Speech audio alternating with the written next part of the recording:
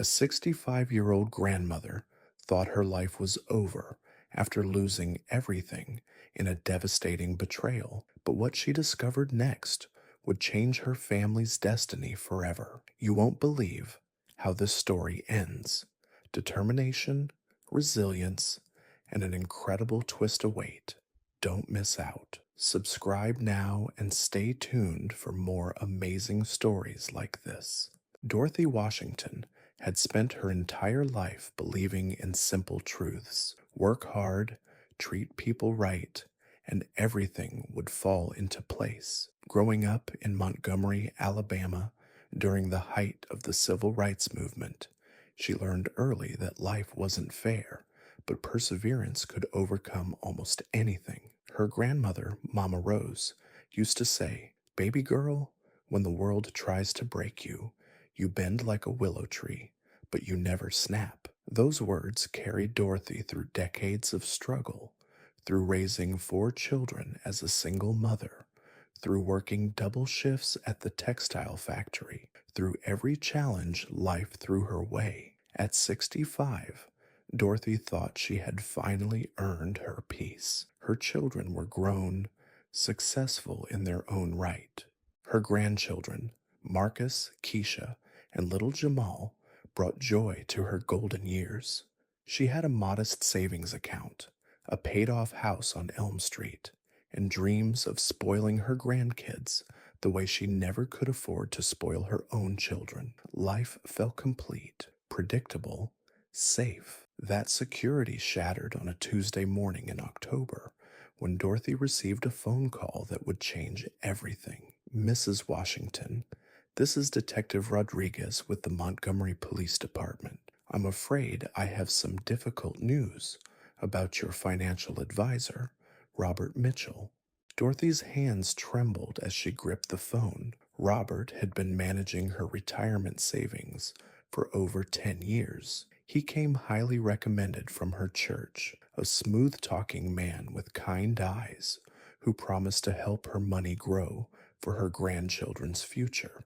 "Ma'am, Mr. Mitchell has been arrested for fraud.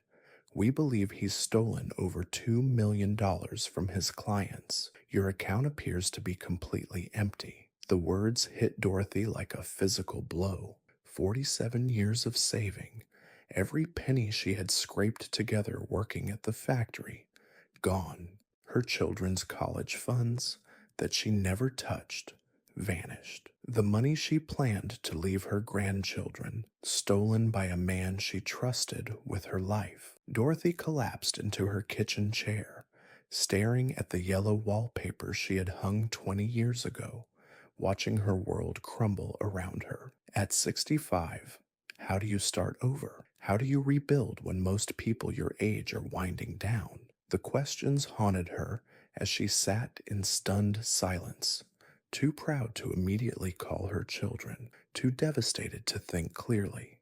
Days passed in a blur of legal meetings, paperwork, and crushing disappointment. The lawyer explained that recovery was unlikely. Robert Mitchell had spent the money on luxury cars, expensive vacations, and risky investments that failed. The victims, mostly elderly clients from local churches, would be lucky to recover pennies on the dollar. Dorothy's daughter, Patricia, drove down from Atlanta the moment she heard the news.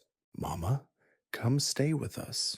We'll take care of you." But Dorothy couldn't bear the thought of being a burden. Her son Michael offered the same from Detroit, and her youngest Angela pleaded from Houston. All her children wanted to help, but Dorothy knew they had their own families, their own struggles. She had spent her entire life being independent, being the one others leaned on. The idea of reversing those roles felt impossible. "I appreciate y'all, but I need to figure this out myself," Dorothy told them, though her voice lacked its usual conviction.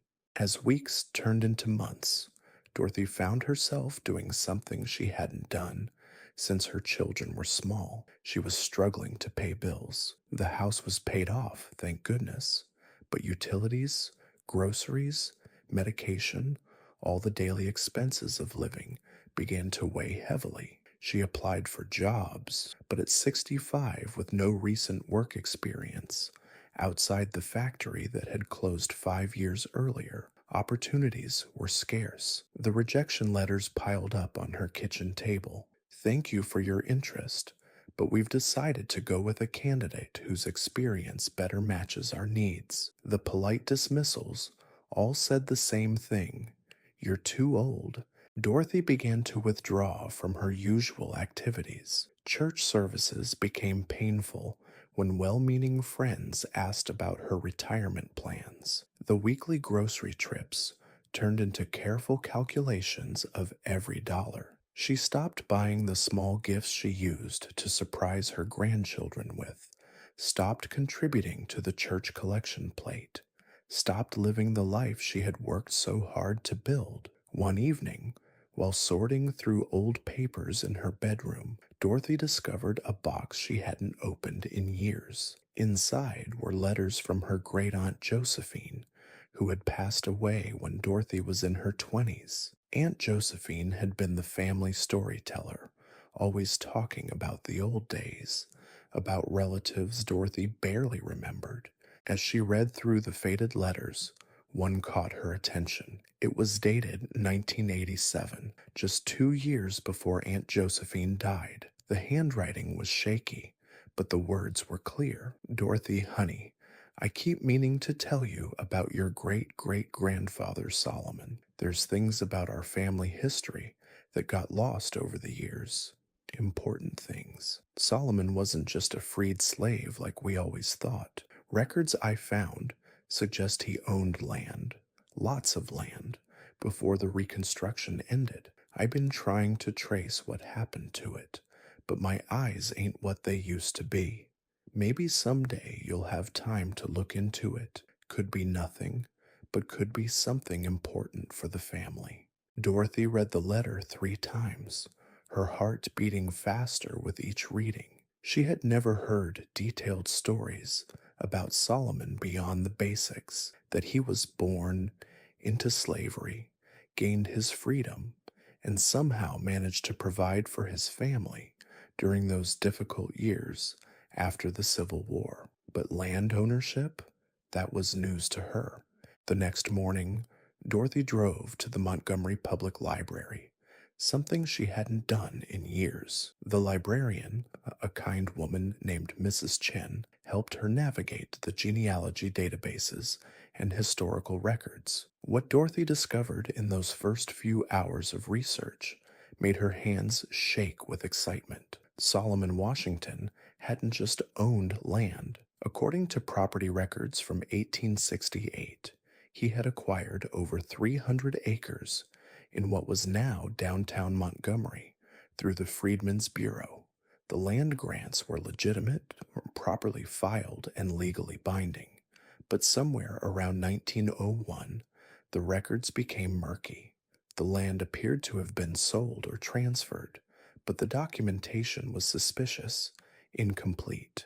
Mrs. Washington, Mrs. Chen said, looking over Dorothy's shoulder at the computer screen, "This is fascinating. It looks like your ancestor was quite successful, but these later records, they don't make sense. The signatures don't match, and the witnesses listed were known to be deceased at the time of the supposed sale." Dorothy felt a spark of something she hadn't experienced in months: hope. If Solomon's land had been stolen through fraudulent means, if the sales were invalid, then technically that land might still belong to his descendants. And in today's market, 300 acres in downtown Montgomery would be worth— Dorothy could barely let herself think the number. "Mrs. Chen, how would I go about researching this further? I need to know if this land legally belongs to my family." Mrs. Chen smiled. "Honey, you're going to need a lawyer who specializes in property law and historical claims. But first, let's dig deeper into these records. I have a feeling we're just scratching the surface." For the first time since that devastating phone call from Detective Rodriguez, Dorothy felt something other than despair. She felt purpose. She felt like maybe just maybe, Mama Rose was right about willow trees bending but never breaking. As she gathered the printed documents and prepared to leave the library, Dorothy whispered a prayer of gratitude. Lord, if this is real, if this is your way of providing for my babies, I promise I won't waste this opportunity. What Dorothy didn't know was that her research had only revealed the beginning of a mystery that would take her deeper into her family's past than she ever imagined, and the truth she would uncover would be worth far more than she dared to dream. The legal office of Patterson, Hayes and Associates sat on Court Street, a modest building wedged between a barber shop and a soul food restaurant. Dorothy had never needed a lawyer before, and walking through those glass doors felt like stepping into another world. The receptionist, a young black woman with natural hair and a warm smile, looked up from her computer. Good morning. How can I help you? Dorothy clutched her folder of documents tighter. I need to speak with someone about property law. It's about land that might belong to my family. 20 minutes later, Dorothy sat across from attorney Marcus Hayes, a distinguished man in his 50s who reminded her of her late husband. His office walls were lined with law books and photographs of successful cases. Marcus listened intently as Dorothy explained her discovery, occasionally asking questions and taking notes. Mrs. Washington, cases like this are extremely complex, Marcus said, leaning back in his leather chair. Historical property claims, especially those involving African American families from the Reconstruction era, require extensive research and documentation. The legal fees alone could be substantial. Dorothy's heart sank. How substantial? We're talking tens of thousands of dollars, possibly more, and there's no guarantee of success. Many families lost land during that period through legal loopholes, intimidation, or outright fraud. Proving ownership after more than a century is challenging. Dorothy stared at the documents spread across Marcus's desk. The hope that had sustained her for weeks began to crumble. I don't have tens of thousands of dollars. I barely have enough to keep my lights on. Marcus studied her face for a moment. Then something shifted in his expression. Tell me about your great-great-grandfather. What kind of man was he? Dorothy straightened up. From what I remember hearing, Solomon was determined, smart. He learned to read and write when most folks couldn't. After freedom came, he didn't just survive, he thrived. Mama Rose used to say he was the kind of man who could turn dirt into gold. And you believe he legally acquired this land? I do. The records show proper filing through the Freedmen's Bureau. Everything was legitimate until those suspicious transactions in 1901. Marcus nodded slowly. Mrs. Washington, I'm going to make you an offer. I'll take your case on contingency. No upfront fees. If we win, I take 30% of any recovery. If we lose, you owe me nothing. Dorothy felt tears welling up. Why would you do that? Because my great-grandfather lost land the same way. Fraudulent sales, forged documents, this intimidation. It happened to thousands of black families during that era. If we can prove your case, it sets precedent for others. That afternoon, Dorothy called her children with news that left them speechless. Mama, are you sure about this? Patricia asked during their three-way call. It sounds too good to be true. Baby, I thought the same thing, but I seen the documents with my own eyes. Your great-great-great-grandfather owned land right in the heart of Montgomery. If we can prove it was stolen, we might be able to get it back. Michael's voice crackled through the phone from Detroit. How much land are we talking about? 300 acres, right downtown where all them new developments are going up. Angela gasped from Houston. Mama, that could be worth millions. Could be, but we gotta prove it first, and that ain't gonna be easy. The next few months became a whirlwind of research, document hunting, and legal preparation. Dorothy found herself spending entire days at various archives, courthouses, and historical societies. She learned to navigate microfilm machines, decode old handwriting, and piece together fragments of her family's story. At the Alabama Department of Archives and History, Dorothy met Dr. Sarah Johnson, a historian specializing in Reconstruction era property records. Dr. Johnson's eyes lit up when Dorothy explained her case. Mrs. Washington, you've stumbled onto something significant. The Freedmen's Bureau land grants were legitimate legal documents, but many were later invalidated through questionable means. If we can prove fraud in your ancestors' case, it could have major implications. Dr. Johnson helped Dorothy trace the ownership chain. Solomon Washington had indeed purchased the land legally in 1868, paying in full with money he'd earned from farming and trading. The land was productive, valuable, and properly documented. But in 1901, the records showed a sale to a white businessman named Cornelius Whitmore for a fraction of its worth. Look at this signature. Dr. Johnson pointed to the document on the screen. Compare it to Solomon's signature on earlier papers. Dorothy squinted at the screen. Even to her untrained eye, the signatures looked completely different. The 1901 signature was shaky, uncertain, nothing like the confident script Solomon had used on previous documents. Dr. Johnson, Solomon would have been about 75 in 1901. Could age explain the difference? Possibly. But look at this. Dr. Johnson pulled up another document. This is Solomon's death certificate. He died in 1899, 2 years before this supposed sale. Dorothy's heart stopped. He was already dead when they said he sold the land. According to these records, yes. Someone forged his signature on a fraudulent sale 2 years after his death. The implications hit Dorothy like lightning. Not only had her family's land been stolen, but the theft had been documented in official records. The evidence was there, hidden in plain sight for over a century. Attorney Hayes was ecstatic when Dorothy shared the discovery. This changes everything. A sale by a deceased person is automatically void. If we can prove Solomon died before the sale date, we have a strong case for reclaiming the property. But their celebration was premature. Cornelius Whitmore's descendants had sold portions of the land over the decades. Some parcels now housed office buildings, shopping centers, and luxury apartments. The legal web was incredibly complex. We're not just dealing with one property owner, Marcus explained during a meeting in his office. We're looking at dozens of current owners who purchased their land in good faith.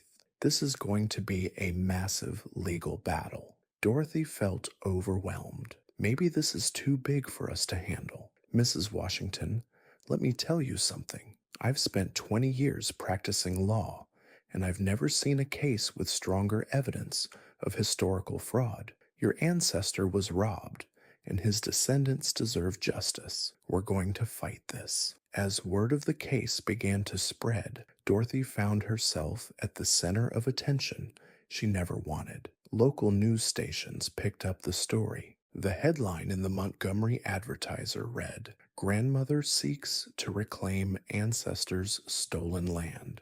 The publicity brought unexpected support. Other families came forward with similar stories of lost land and fraudulent sales. A coalition of civil rights organizations offered assistance, but it also brought opposition from current property owners who feared losing valuable real estate. Dorothy's phone rang constantly. Some callers offered encouragement and support. Others made threats, warning her to drop the case.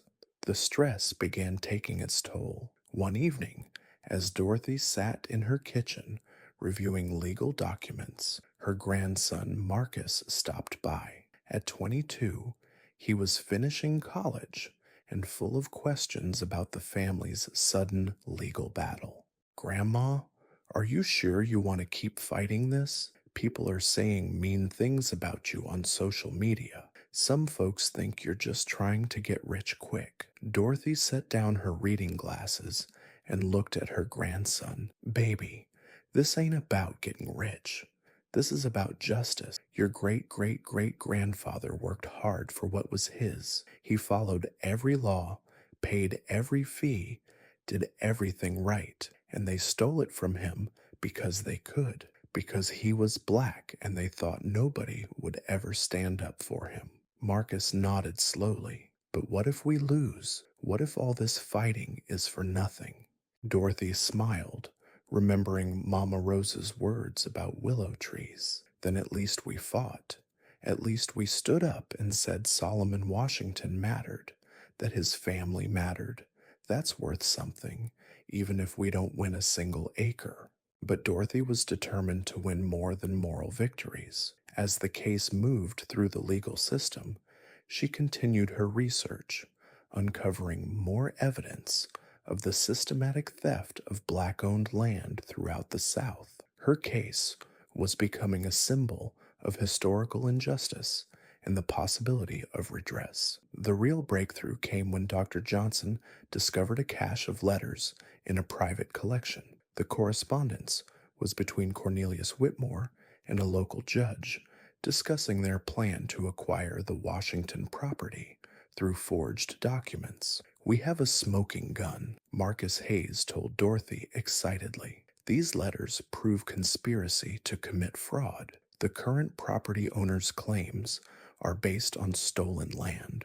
As the legal battle intensified, Dorothy realized that win or lose, she had already accomplished something important. She had uncovered her family's true history, inspired other families to research their own lost land, and proven that even at 65, after losing everything, it was possible to fight back. The case was far from over, but Dorothy Washington had transformed from a defeated grandmother into a warrior for justice, and the land that Solomon had worked so hard to acquire more than a century ago was finally within reach of returning to his family.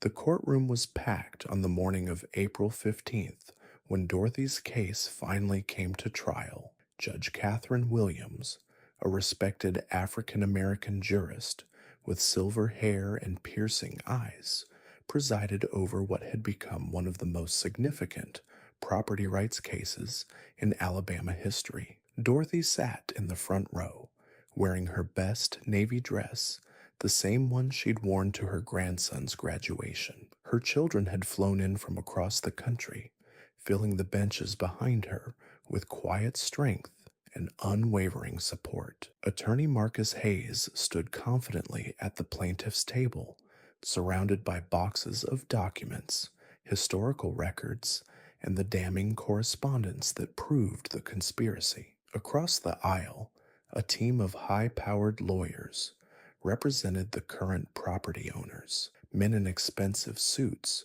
who clearly underestimated the grandmother they were facing. Your Honor, Marcus began his opening statement, this case is about more than property. It's about justice delayed, but not denied. It's about a family's rightful inheritance, stolen through fraud and conspiracy, hidden for over a century, until one determined woman refused to let her ancestors' legacy die. The defense argued that too much time had passed, that current owners had invested millions in good faith, that historical injustices couldn't be remedied through modern courts. But Dorothy had learned something important during her months of research and preparation. Truth has a way of surfacing, no matter how deeply buried. Dr. Johnson testified about the forged signatures and impossible timeline. Handwriting experts confirmed the fraud. Most damaging of all were Whitmore's own letters, where he bragged about acquiring prime Negro land for pennies on the dollar through creative documentation. When Dorothy took the stand, the courtroom fell silent. She wasn't just telling her story anymore. She was speaking for Solomon, for every family who had lost their land, for generations of dreams deferred. Your Honor, my great-great-grandfather believed in this country, even when this country didn't believe in him. He followed every law, paid every tax, trusted the system that had enslaved him to protect his rights as a free man. They stole from him because they thought nobody would ever care enough to fight back. But I'm here today to tell you that his family cares. We remember, and we demand justice. The trial lasted 3 weeks. Expert witnesses, historical testimony, and mountains of evidence painted a clear picture of systematic fraud. When Judge Williams finally rendered her verdict, her voice carried the weight of history. The evidence presented in this case is overwhelming. Solomon Washington legally acquired 300 acres of land in 1868. The purported sale in 1901 was fraudulent, executed 2 years after his death through forged documents and criminal conspiracy. Therefore, this court finds that the Washington family retains legal ownership of the property in question. Dorothy felt her knees buckle as the courtroom erupted. Her children rushed forward, tears streaming down their faces. Attorney Hayes pumped his fist in the air, but Dorothy's first thought wasn't about the money or the victory. It was about Solomon and how proud he would be that his family never gave up. The legal victory was just the beginning, determining the current value of 300 acres in downtown Montgomery required extensive appraisal. When the final numbers came in, Dorothy stared at the report in disbelief. The land was worth $47 million. $47 million. The number was so large it felt abstract, impossible. Dorothy had grown up counting pennies, working double shifts to afford school clothes for her children. Now she was potentially one of the wealthiest women in Alabama, but the current property owners weren't giving up without a fight. Appeals were filed, injunctions requested, settlement negotiations began. The legal process dragged on for months, but Dorothy had learned patience during her decades of struggle. She had waited 65 years to discover her family's true legacy. She could wait a little longer to claim it. The settlement negotiations were intense. Some property owners agreed to buy their land from Dorothy at fair market value. Others fought tooth and nail. In the end, Dorothy recovered control of about 60% of the original property, worth approximately $28 million. $28 million. Even after legal fees and taxes, Dorothy's family would inherit generational wealth beyond anything they had ever imagined. The day the final settlement check arrived, Dorothy gathered her children and grandchildren in her living room on Elm Street. The same yellow wallpaper still hung in the kitchen. The same modest furniture filled the space. But everything had changed. "Y'all know this money don't belong to me," Dorothy said, holding the check with trembling hands. "This belongs to Solomon. This belongs to every ancestor who worked and sacrificed and dreamed of a better future for their children. We're just the ones blessed enough to receive it." Patricia wiped tears from her eyes. "Mama, what are you going to do with it?"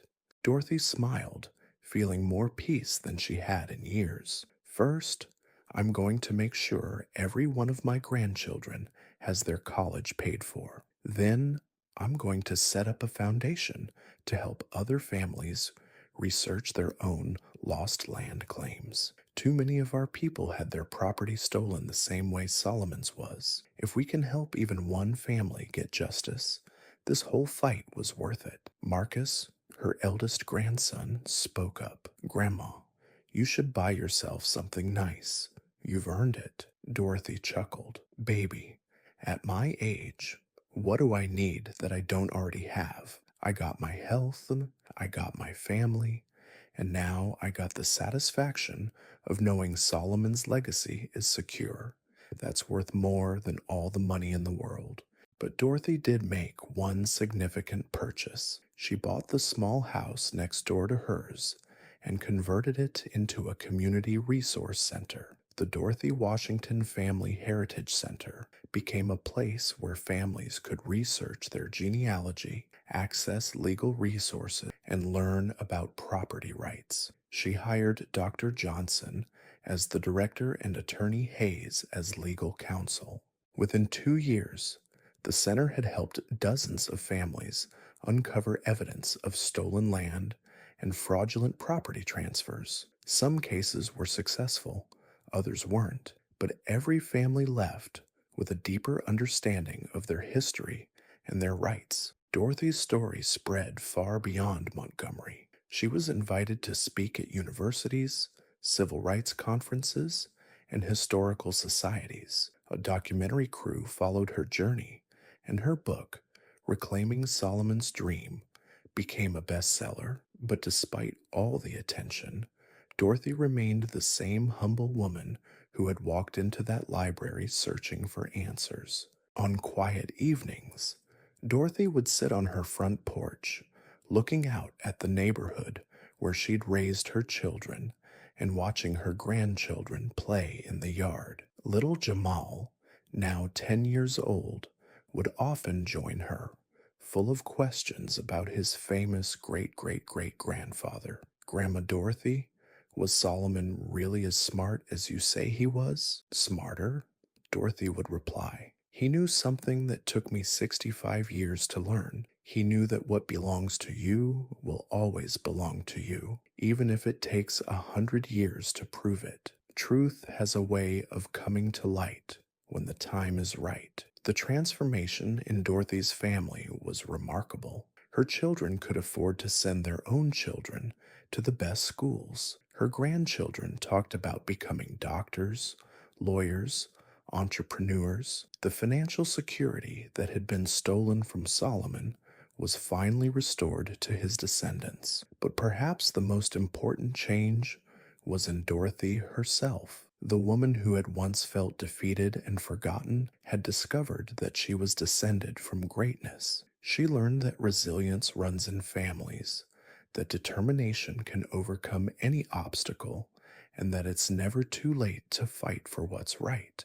As Dorothy approached her 70th birthday, surrounded by family members whose futures were now secure thanks to her courage and persistence, she often thought about that devastating phone call from Detective Rodriguez. The betrayal that had seemed like the end of her world had actually been the beginning of her greatest adventure. Robert Mitchell, the financial advisor who had stolen her life savings, was serving a 15-year prison sentence. His victims had recovered only a fraction of their losses. But Dorothy's loss had led her to discover a treasure far greater than anything Mitchell could have stolen. On Sundays after church, when the family gathered for dinner, Dorothy would look around the table at her children, grandchildren, and great-grandchildren, knowing that each of them would have opportunities that previous generations could only dream of. Solomon's sacrifice had finally been redeemed. His dream of prosperity for his family had come true, just a century later than planned. The secret that changed Dorothy's life wasn't really a secret at all. It was a truth that had been hiding in plain sight, waiting for someone with enough determination to uncover it. Sometimes the greatest treasures are buried in the past, waiting for the right person at the right time to bring them into the light. Dorothy Washington proved that it's never too late to change your family's destiny, never too late to seek justice, and never too late to honor the dreams of those who came before you. At 65, when most people are winding down, Dorothy was just getting started, and her grandchildren would be filthy rich, not just because of the money she recovered, but because of the legacy of courage, determination, and faith she passed down to them. That's an inheritance worth more than all the land in Montgomery. A billionaire discovers maid was secretly his sister. Edward Grant thought he was hiring just another cleaning lady, change everything about his broken family. His 9-year-old son, Noah, hadn't spoken or moved since a terrible accident. The best doctors in the world said there was no hope. But when Edward came home early one day, he discovered Rosa doing something that should have been impossible. She was dancing with his paralyzed son, and Noah was dancing back. What happened next uncovered a family secret that had been buried for 30 years. The woman who could mysteriously heal his unreachable child wasn't a stranger at all. Hidden letters would reveal a truth so shocking, it would rewrite everything Edward thought he knew about his family. Stay with us to discover how a simple cleaning job became the key to unlocking decades of buried connections. You'll witness the moment when impossible movement returned to a silent child, learn why some healing can't be found in hospitals, and uncover the stunning revelation that proves sometimes the people we need most find us in the most unexpected ways. Because this isn't just about a maid who broke the rules. It's about family secrets, medical miracles, and the power of human connection to heal what everyone said was permanently broken. The truth waiting in this story will leave you questioning everything you believe about coincidence, family, and the invisible forces that guide us toward exactly who we're meant to find. This isn't just a story about a billionaire and his maid. It's about the mysterious forces that pull broken souls together across bloodlines, social barriers, and the devastating silence that follows tragedy. It's about a woman whose gentle rebellion against protocol awakened not just a paralyzed boy, but the buried humanity in his father. And most shocking of all, it's about a family secret so profound that when the truth finally emerged from a forgotten envelope in a dusty storage room, it revealed that sometimes fate doesn't just bring strangers together, it brings family home. Stay with us, because what begins as a simple moment of unexpected movement becomes a journey through grief, healing, and the discovery that the most powerful medicine isn't found in hospitals or laboratories. It's found in the courage to dance when the world tells you to sit still, to sing when silence seems safer, and to love when love feels like the most dangerous risk of all. And waiting at the heart of this story will leave you questioning everything you thought you knew about coincidence, connection, and the invisible threads that bind us to the people we're meant to find. Edward Grant's penthouse felt more like a mausoleum than a home. 57 floors above Manhattan's restless energy, the immaculate space stretched out in clinical perfection, marble floors that reflected nothing, furniture positioned with mathematical precision, and air so still it seemed afraid to circulate. Every surface gleamed with the kind of sterile brilliance that screamed of professional maintenance and emotional abandonment. At 38, Edward had built Grant Technologies, from a college dorm room idea into a global empire worth $12 billion.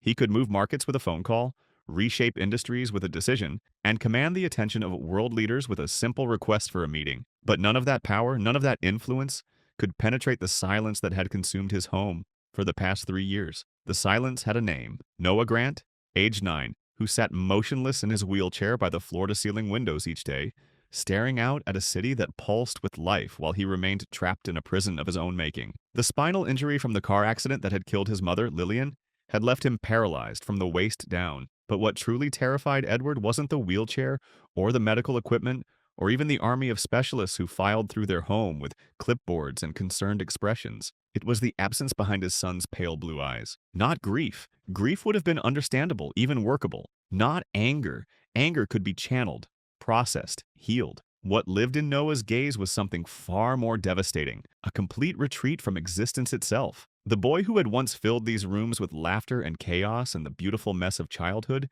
had simply disappeared. His body remained, breathing and blinking and going through the mechanical motions of survival. But Noah, the essential spark that made him who he was, had evacuated so thoroughly that sometimes Edward wondered if his son had died in that car, along with his mother. The medical bills could have bankrupted a small nation. Edward had spared no expense, flying in specialists from Switzerland, Japan, and South Africa. He'd funded experimental neurological programs, invested millions in cutting-edge virtual reality therapy systems, and transformed an entire floor of their building into a private medical facility that rivaled the best children's hospitals in the world. Physical therapists, occupational therapists, speech therapists, art therapists, music therapists, they came and went like a revolving door of hope and disappointment. Each one arrived with confidence and credentials, armed with techniques that had worked miraculous breakthroughs with other children. Each one left 3 to 6 months later with the same bewildered expression and the same gentle recommendation. Perhaps it was time to consider that Noah might simply need more time.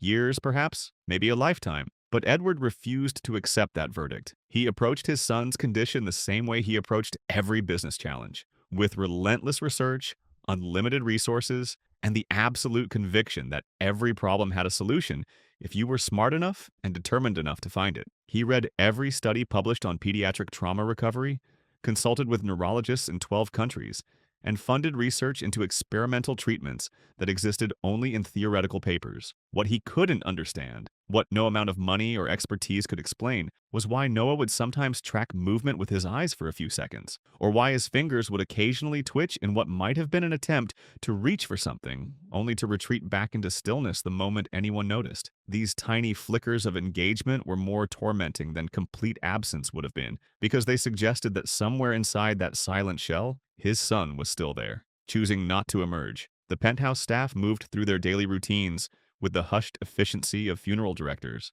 Margaret, the head housekeeper who had worked for the family since before Noah was born, spoke in whispers and avoided eye contact whenever she entered Noah's room. James, the personal chef, prepared elaborate meals that went untouched, replacing them 3 times a day with the mechanical persistence of someone who had long since stopped hoping for appreciation. Dr. Patricia Hendricks, Noah's full-time nurse, monitored his physical condition with clinical precision while carefully avoiding any conversation about emotional progress. And then there was Rosa. Miles had been working as part of the cleaning crew for exactly 43 days when everything changed. She was 28 years old, though she carried herself with the quiet dignity of someone who had learned early that life required both resilience and grace. Her dark hair was always pulled back in a simple ponytail, her uniform was always spotless, and her movements through the penthouse were so unobtrusive that most days Edward forgot she was there at all. Unlike the other staff members, Rosa didn't treat the penthouse like a shrine to tragedy. She cleaned around Noah's wheelchair without the theatrical tiptoe that everyone else employed. She hummed softly while she worked, barely audible melodies in what sounded like Portuguese or Spanish, though Edward had never bothered to ask. She never tried to engage Noah directly, never spoke to him in the artificially cheerful tone that therapists used, never made the mistake of treating him like an invalid who needed to be handled with exaggerated care. In fact, if Edward had been pressed to describe Rosa's presence in their home, he might have said she was almost invisible, which was exactly why what happened on that Tuesday morning in October was so completely impossible to explain.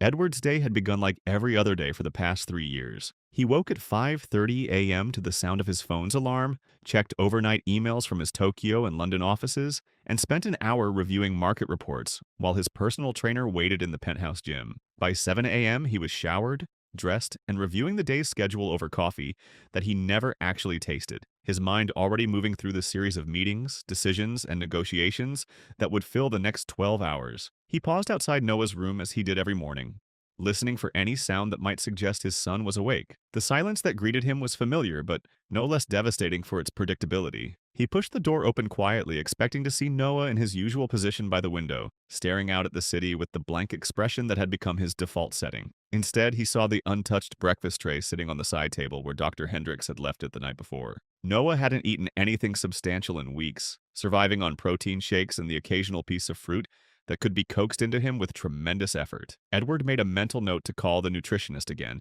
though he already knew what she would say. They couldn't force him to eat, and until his emotional state improved, his appetite would remain essentially non-existent. The board meeting that morning was supposed to be routine: quarterly reports, budget approvals, and a presentation on their expansion into Southeast Asian markets. Edward sat at the head of the polished conference table in Grant Technologies' Manhattan headquarters, listening to his CFO explain profit margins and market projections with the same engagement he might have shown for a grocery list. His mind kept drifting back to Noah's breakfast tray, to the way his son's shoulders had looked so small and fragile in the oversized wheelchair, to the growing fear that they were losing him one silent day at a time. Then his assistant knocked and entered with an apologetic expression. "Mr. Grant, I'm sorry to interrupt, but I just received word that the Singapore delegation had to reschedule. Their flight was delayed by mechanical issues, and they won't arrive until Thursday." Edward stared at her for a moment, his mind struggling to process the information. The Singapore meeting was supposed to be the centerpiece of his afternoon, a crucial negotiation for a partnership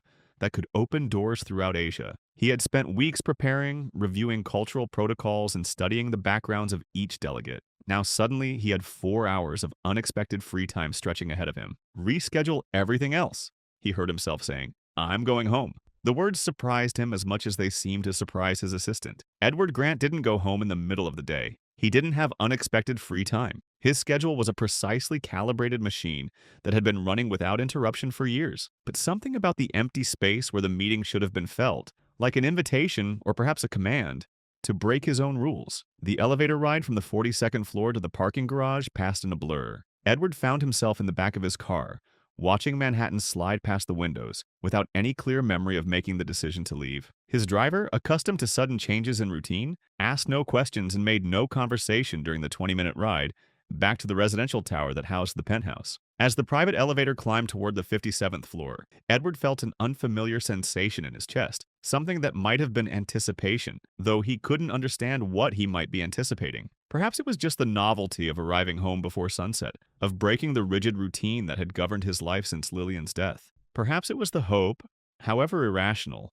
that he might find Noah doing something different, something that would suggest progress was possible after all. The elevator doors opened with their usual whisper-quiet precision, revealing the familiar expanse of marble and chrome that served as the penthouse's entry hall. Edward stepped out, already mentally reviewing the list of tasks he could accomplish during his unexpected free time. Calls to return, reports to review, emails that had been accumulating while he sat through the morning's meetings. But then he heard something that stopped him in his tracks. Music. It was faint, barely audible over the ambient hum of the penthouse's climate control system. Not the kind of music that played through the built-in sound system. Something with more texture, more imperfection. Something alive. Edward stood frozen in the entryway, his briefcase still in his hand, his mind struggling to process this impossible addition to the soundscape of his perfectly controlled environment. The melody was delicate but steady, a waltz that seemed to float rather than simply play. And underneath it, even more impossible, was the sound of movement. Not the mechanical whir of medical equipment or the efficient footsteps of staff members, but something fluid and organic. Something that sounded almost like dancing. Edward set his briefcase down slowly, as if sudden movement might cause the sounds to disappear. He walked forward through the entryway, past the formal living room with its unused furniture and untouched coffee table books, following the music like a man in a trance. Each step brought the sounds into sharper focus, and with that clarity came a growing sense of disbelief that threatened to overwhelm his ability to think rationally. Someone was dancing in his home, in the space where silence had reigned supreme for 3 years, where every sound was muffled and every movement was careful and deliberate. Someone was dancing. As he reached the archway that led to the main living area, Edward paused, his hand gripping the marble column for support. What he saw in the room beyond challenged every assumption he had made about what was possible in his world. Rosa was moving across the marble floor with a grace that seemed to defy the reality of her position as a cleaning woman. Her feet were bare, her movements fluid and confident as she turned slowly in the sunlight that streamed through the floor-to-ceiling windows. Her right hand was extended, fingers curved as if she were holding something precious and fragile. And she was holding something precious and fragile. Noah's hand was nestled in hers, his small fingers curled loosely around her palm as she guided his arm through a gentle arc. His wheelchair was positioned perfectly to allow his upper body to participate in the movement, and Rosa was spinning slowly around him, creating a dance that accommodated his limitations while never acknowledging them as limitations at all. But what stopped Edward's breath entirely, what made his vision blur and his knees threaten to buckle, was the expression on his son's face. Noah's head was tilted slightly upward, his pale blue eyes locked on Rosa's form, with an intensity that Edward hadn't seen in 3 years. He was tracking her movement, not with the vacant stare that had become his default expression, but with focused attention. His eyes were alive, present, engaged. He wasn't just watching her, he was participating, however subtly, in something that looked unmistakably like joy. Edward stood in the archway for what felt like hours, but was probably only minutes, afraid to move, afraid to breathe, afraid that any acknowledgement of what he was witnessing would cause it to vanish like a mirage. His mind raced through possible explanations.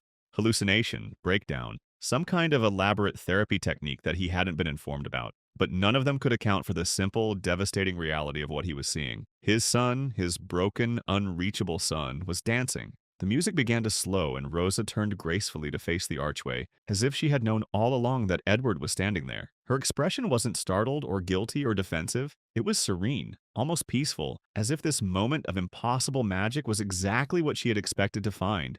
When she looked up, she didn't release Noah's hand immediately. Instead, she stepped back slowly, allowing his arm to lower gently to his side, with the same fluid grace that had characterized their entire dance. Noah didn't flinch or retreat or shut down. His gaze shifted from Rosa to the floor, but not with the blank dissociation that Edward had grown accustomed to. It was natural, like a child who had been playing and was now ready to rest. Rosa offered a simple nod toward Edward, not apologetic, not guilty, just acknowledgement from one adult to another. There was no shame in her expression, no request for permission or forgiveness. She had done what she felt was right, and she was prepared to accept whatever consequences that choice might bring. Edward tried to speak, but his throat had closed entirely. His mouth opened and closed soundlessly as his mind struggled to process what he had witnessed. Rosa turned and began collecting her cleaning supplies, humming softly under her breath, as if the miracle that had just unfolded was as natural and unremarkable as any other part of her daily routine. It took several minutes before Edward could move. He stood like a man who had just survived an earthquake,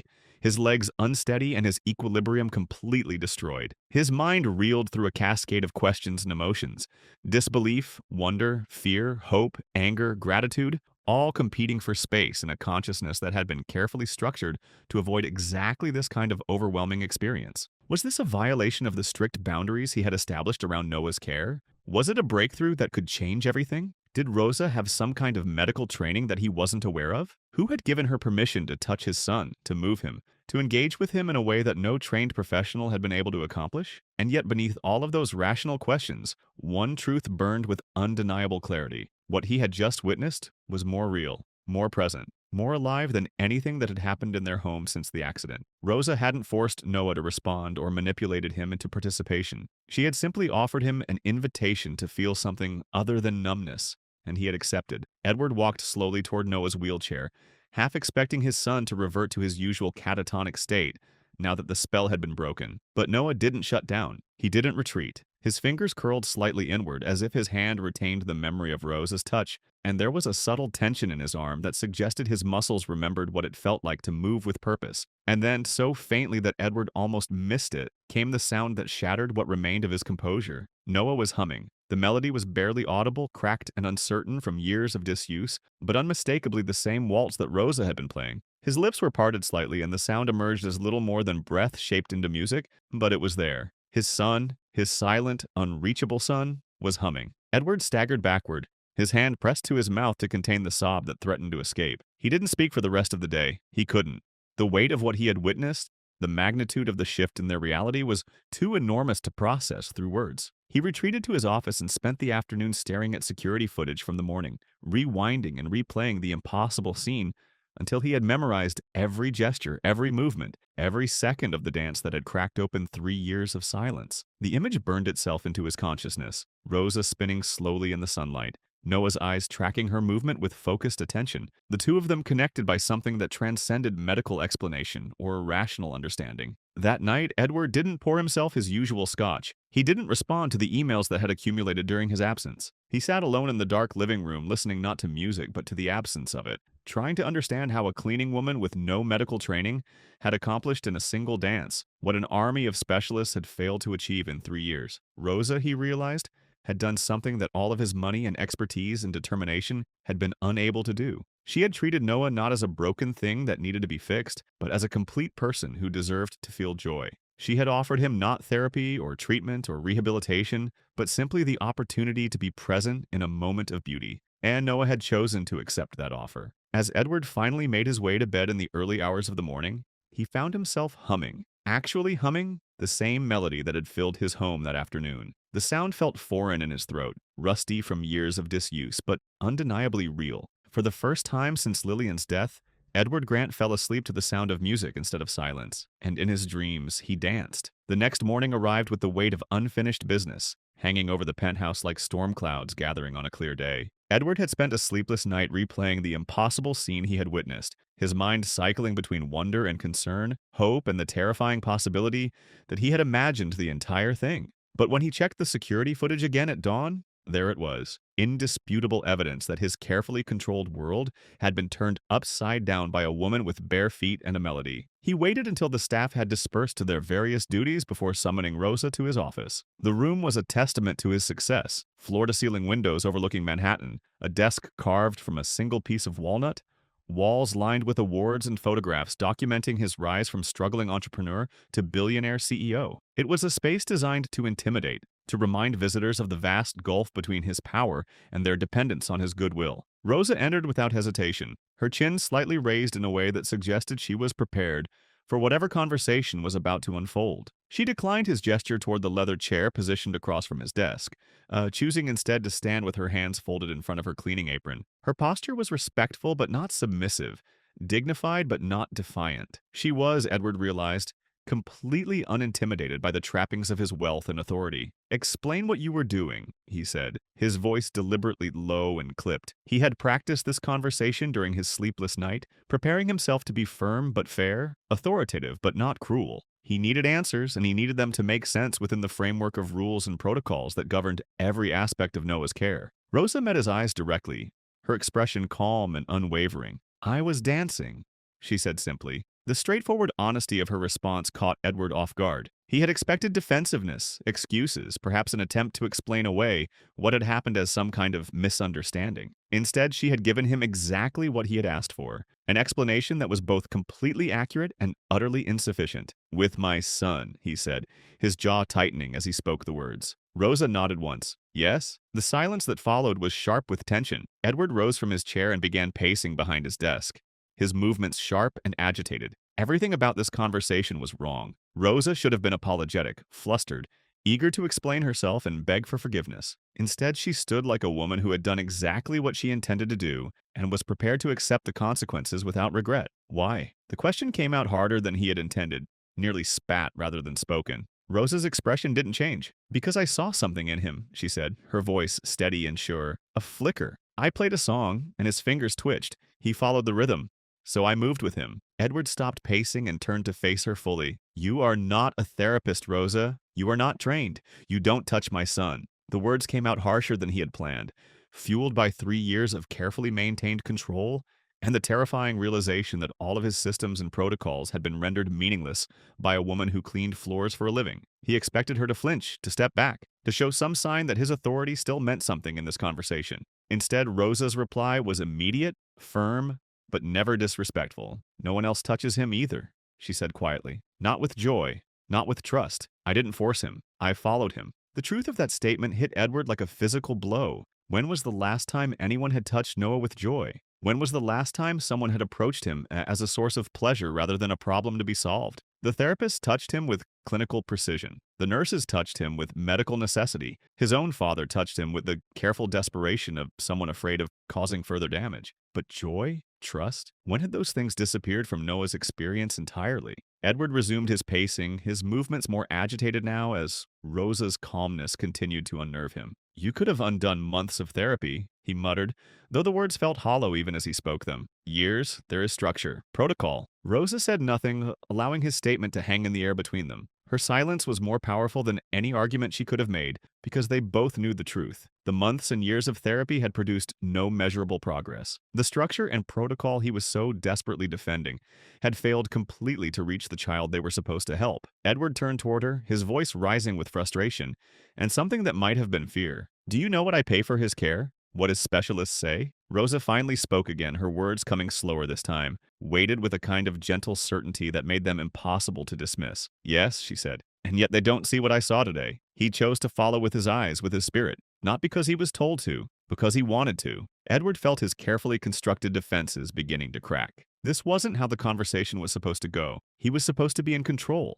setting boundaries, reestablishing the order that governed their lives. Instead, he found himself confronting the uncomfortable possibility that Rosa had accomplished something that all of his money and expertise had failed to achieve. "You think a smile is enough?" he asked, his voice cracking slightly. "That music and twirling solve trauma?" Rosa didn't answer immediately. She knew it wasn't her place to argue theoretical points about trauma recovery or child psychology. She wasn't qualified to debate treatment methodologies with a man who had consulted with the best specialists in the world. But she also knew that trying to engage on that level would miss the essential truth of what had happened. Instead, she said something that cut straight to the heart of everything Edward was afraid to acknowledge. "I danced because I wanted to make him smile because no one else has." The words landed harder than she had perhaps intended. Edward's fists clenched at his sides, his throat suddenly dry as the full impact of her statement sank in. How long had it been since anyone had approached Noah with the simple, uncomplicated desire to bring him joy? How long since someone had looked at him and seen not a collection of symptoms and deficits,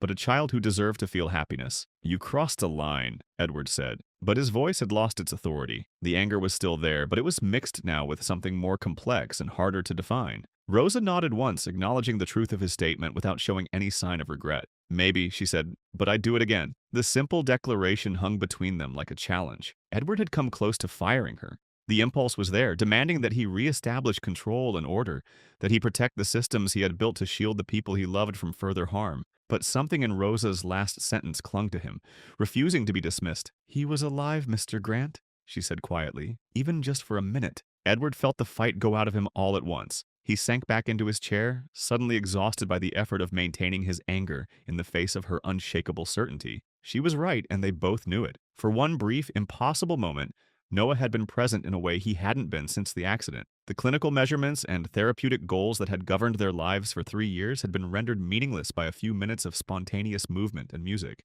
He dismissed Rosa with a small wave of his hand, unable to trust his voice to remain steady if he tried to speak. She gave one final nod and left him alone in his office, surrounded by all the symbols of his success and power, feeling more disarmed and uncertain than he had in years. Edward stared out the window at the city stretching below, his reflection ghosted in the glass like a man haunting his own life. He had expected to feel victorious after putting Rosa in her place, to have restored the sense of control that her actions had threatened. Instead, he felt hollow, as if something essential had been taken from him during their conversation. Her words echoed in his mind, not with rebellion or sentiment, but with the terrible clarity of truth. She hadn't begged to stay or pleaded her case, or tried to convince him that what she had done was justified by any standard he might recognize. She had simply told him what she had seen in Noah, something he hadn't seen in years. It was like she had spoken directly to a wound in him that still bled beneath all the layers of efficiency and logic he had built up around his grief. The realization that followed was even more disturbing. Rosa hadn't just reached Noah with her dancing. She had reached him too, in ways that he wasn't ready to acknowledge or understand. That night, Edward sat on the edge of his bed with a glass of scotch that remained untouched, staring at the floor while his mind wrestled with the implications of what had happened. The music Rosa had played, he hadn't even recognized the song, but the rhythm stayed with him like a persistent memory. It was soft and familiar, like breathing choreographed into melody. As he sat in the quiet of his room, Edward tried to remember the last time he had heard music in their home that wasn't connected to a therapist's recommendation or some clinical attempt at stimulation. The effort brought back memories he had been avoiding for 3 years. Memories of Lillian dancing barefoot in their kitchen, humming melodies that seemed to come from some deep well of happiness he had never learned to access. She had loved to dance, not professionally, but with the kind of freedom that came from never doubting that joy was something worth pursuing. Edward remembered finding her in the living room one evening, just after Noah had taken his first steps, swaying to music only she could hear, while their toddler son clung to her legs and giggled with delight. Edward had felt ridiculous when she pulled him into the dance, his movements awkward and self-conscious compared to her natural grace. But for those few minutes, he had allowed himself to be carried by her rhythm, to feel light and unguarded in a way that had nothing to do with business strategies or financial projections. That was before the accident, before the wheelchairs and the silence and the careful distance he had learned to maintain from anything that might threaten his emotional equilibrium. He hadn't danced since Lillian's death.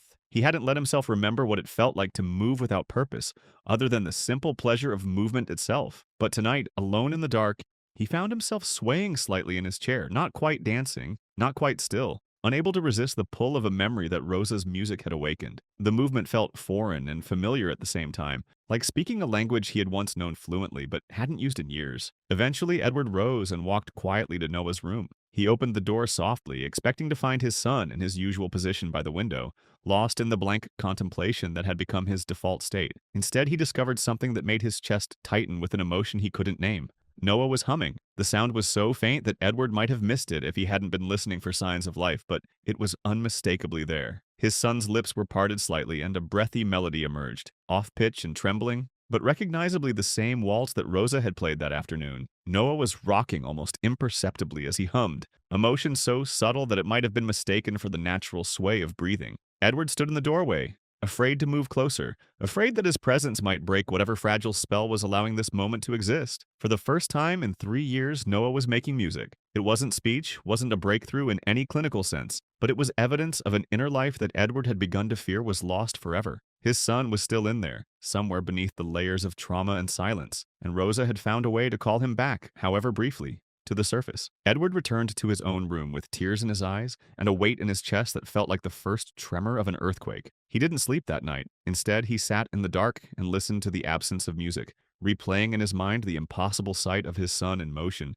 the sound of melody returning to a voice that had been silent for so long. Something fundamental had shifted in their world, and Edward wasn't sure whether he should be grateful or terrified by the change. All he knew was that Rosa had opened a door he had thought was permanently sealed, and now he had to decide whether he was brave enough to walk through it. Rosa returned to work the following morning with the same quiet dignity she had always displayed, but Edward found himself watching her with new eyes. He observed her movements through the penthouse, noting the way she hummed softly while organizing supplies, the gentle rhythm that seemed to govern her every gesture, the complete absence of the nervous energy that most staff members displayed in his presence. She didn't seek him out for clarification about her position or attempt to gauge his mood after their confrontation. Instead, she simply went about her work with the same careful attention to detail she had always shown, cleaning surfaces that were already spotless and organizing spaces that had never been disturbed. But there was something different in the air now, a subtle shift in the energy of the home that Edward couldn't quite define. The change became more apparent when Rosa entered Noah's room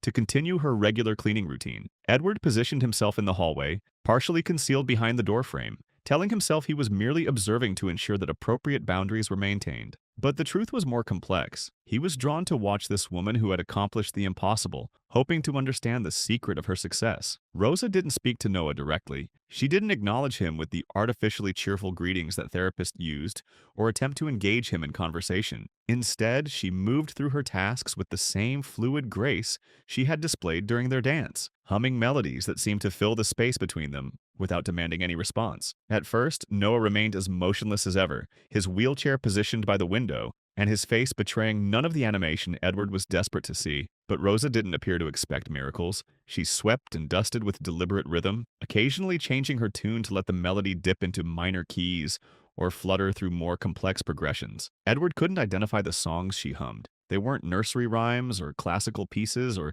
anything from popular culture. They sounded older, more fundamental, like lullabies that had been passed down through generations by memory rather than sheet music. There was something almost ancient about the melodies, as if they carried emotional truths that transcended language or cultural boundaries. And slowly, almost imperceptibly, Noah began to respond. On the third day of Edward's surveillance, he noticed that Noah's eyes followed Rosa's movement for just a second when she passed near his chair. It was barely noticeable, a slight shift in focus that lasted no more than a heartbeat, but Edward saw it. Rosa didn't react or make any acknowledgement of the response. She simply continued her work, allowing the moment to exist without drawing attention to it. The next day, it happened again. This time, Noah's gaze lingered for 2 seconds, tracking Rosa's path across the room before drifting back to the window. Again, she showed no sign of having noticed, but Edward caught the almost imperceptible pause in her humming, a brief musical rest that somehow acknowledged the connection without demanding more. By the end of the week, Noah was blinking twice when Rosa changed direction. Not random blinks, but purposeful ones that seemed to constitute a form of communication. Edward recognized the pattern from their old bedtime rituals, when Noah would blink twice to mean yes, and once to mean no in the silly games they used to play before sleep. It was almost like watching a conversation conducted entirely in silence, with Rosa offering gentle invitations through her presence and movement, while Noah responded in the only way he could manage. Edward found himself holding his breath during these exchanges, afraid that any disturbance might break the delicate thread of connection that was slowly being woven between them. Rosa never imposed expectations or timelines on these interactions. She didn't push for more engagement or celebrate the small victories in ways that might make Noah self-conscious about his responses. Instead, she created a consistent presence that he could lean into when he felt ready, offering rhythm and melody as gifts rather than requirements. Sometimes she would pause in her cleaning to tap a wooden spoon gently against a bucket, creating soft percussion that barely qualified as sound, but somehow filled the room with intentional music. During these moments, Edward would watch Noah's foot twitch, just once, barely perceptible, but unmistakably in time with Rosa's quiet beat. Other times, Rosa would leave a brightly colored cleaning cloth on the table near Noah's chair, not as bait or encouragement, but simply as an offering of beauty in a space that had been drained of color for too long. Noah would glance toward it, his eyes lingering for a moment on the splash of yellow or red or blue that Rosa had introduced into his carefully controlled environment. These weren't breakthroughs in any traditional sense. No therapist would have documented them as measurable progress, and Edward couldn't explain to anyone else why these tiny gestures felt so monumentally important. But he was learning to recognize the difference between the mechanical responses that medical professionals tried to elicit and the organic connections that Rosa seemed to nurture without effort. The most significant change, however, was happening not just in Noah, but in Edward himself. He found himself staying longer behind the hallway wall each morning, his breathing slowing to match Rosa's unhurried pace. The frantic energy that usually drove him through his days was being replaced by something quieter. Not relaxation exactly, but but a kind of focused attention that he hadn't experienced since before Lillian's death. He tried once to explain what he was observing to Dr. Patricia Hendricks, Noah's physical therapist, but the words died in his mouth before he could form them into coherent sentences. How could he articulate the significance of eye twitches and finger curls to someone who measured progress in terms of range of motion and response time? How could he describe the way Rosa's presence seemed to create a pocket of possibility in a space that had been dominated by medical necessity? Dr. Hendricks would have called it anecdotal evidence, interesting but unverifiable, difficult to replicate in controlled conditions. She would have asked for measurable data, for quantifiable improvements that could be documented and tracked over time. But Edward was beginning to understand that what was happening between Rosa and Noah existed in a realm that couldn't be captured by charts and graphs. It was about trust.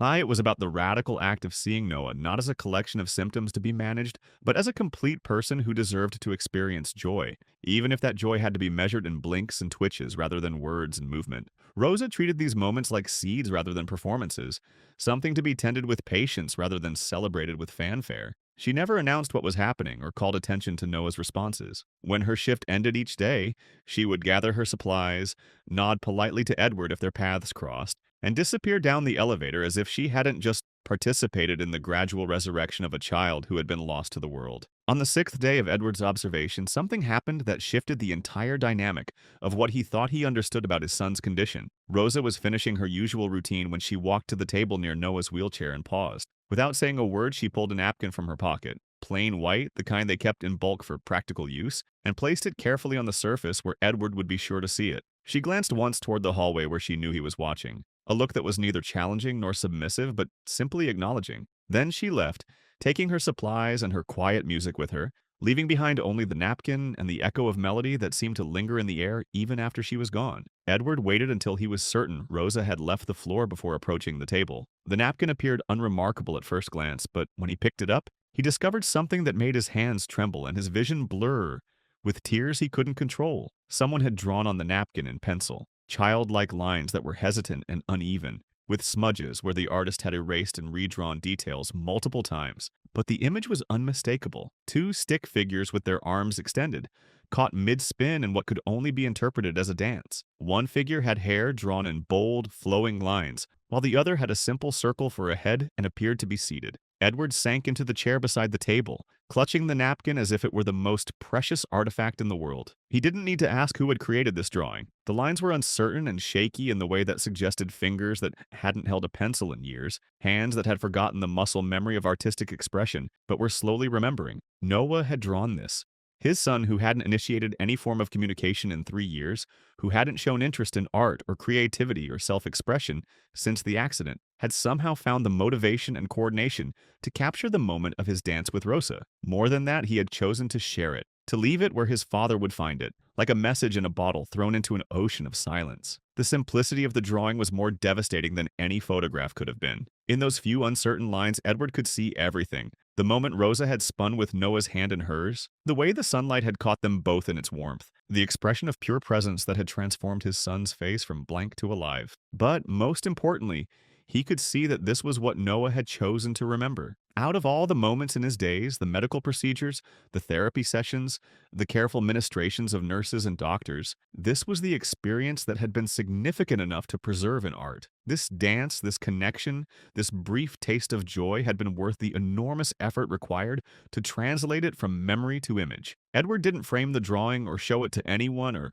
call attention to its existence in any way. Instead, he placed it carefully back on the table exactly where Rosa had left it, understanding instinctively that this gift wasn't meant to be celebrated or analyzed or preserved in any formal way. It was simply meant to be witnessed, acknowledgement that something beautiful had happened and that beauty deserved to be remembered. That evening, as shadows lengthened across the penthouse floor and the city lights began to twinkle in the distance, the napkin remained exactly where Rosa had placed it. It served as proof that somewhere inside Noah's silence, creativity and emotion, and the desire to communicate were still alive, waiting for the right invitation to emerge. Edward sat beside the drawing as the sun set, understanding for the first time that healing wasn't something that could be imposed or purchased or strategically implemented. It was something that grew in the spaces between people, nurtured by patience and trust, and the radical belief that connection was always possible, even when all evidence suggested otherwise. Rosa had given them more than a moment of dancing. She had given them hope that was grounded not in medical possibilities,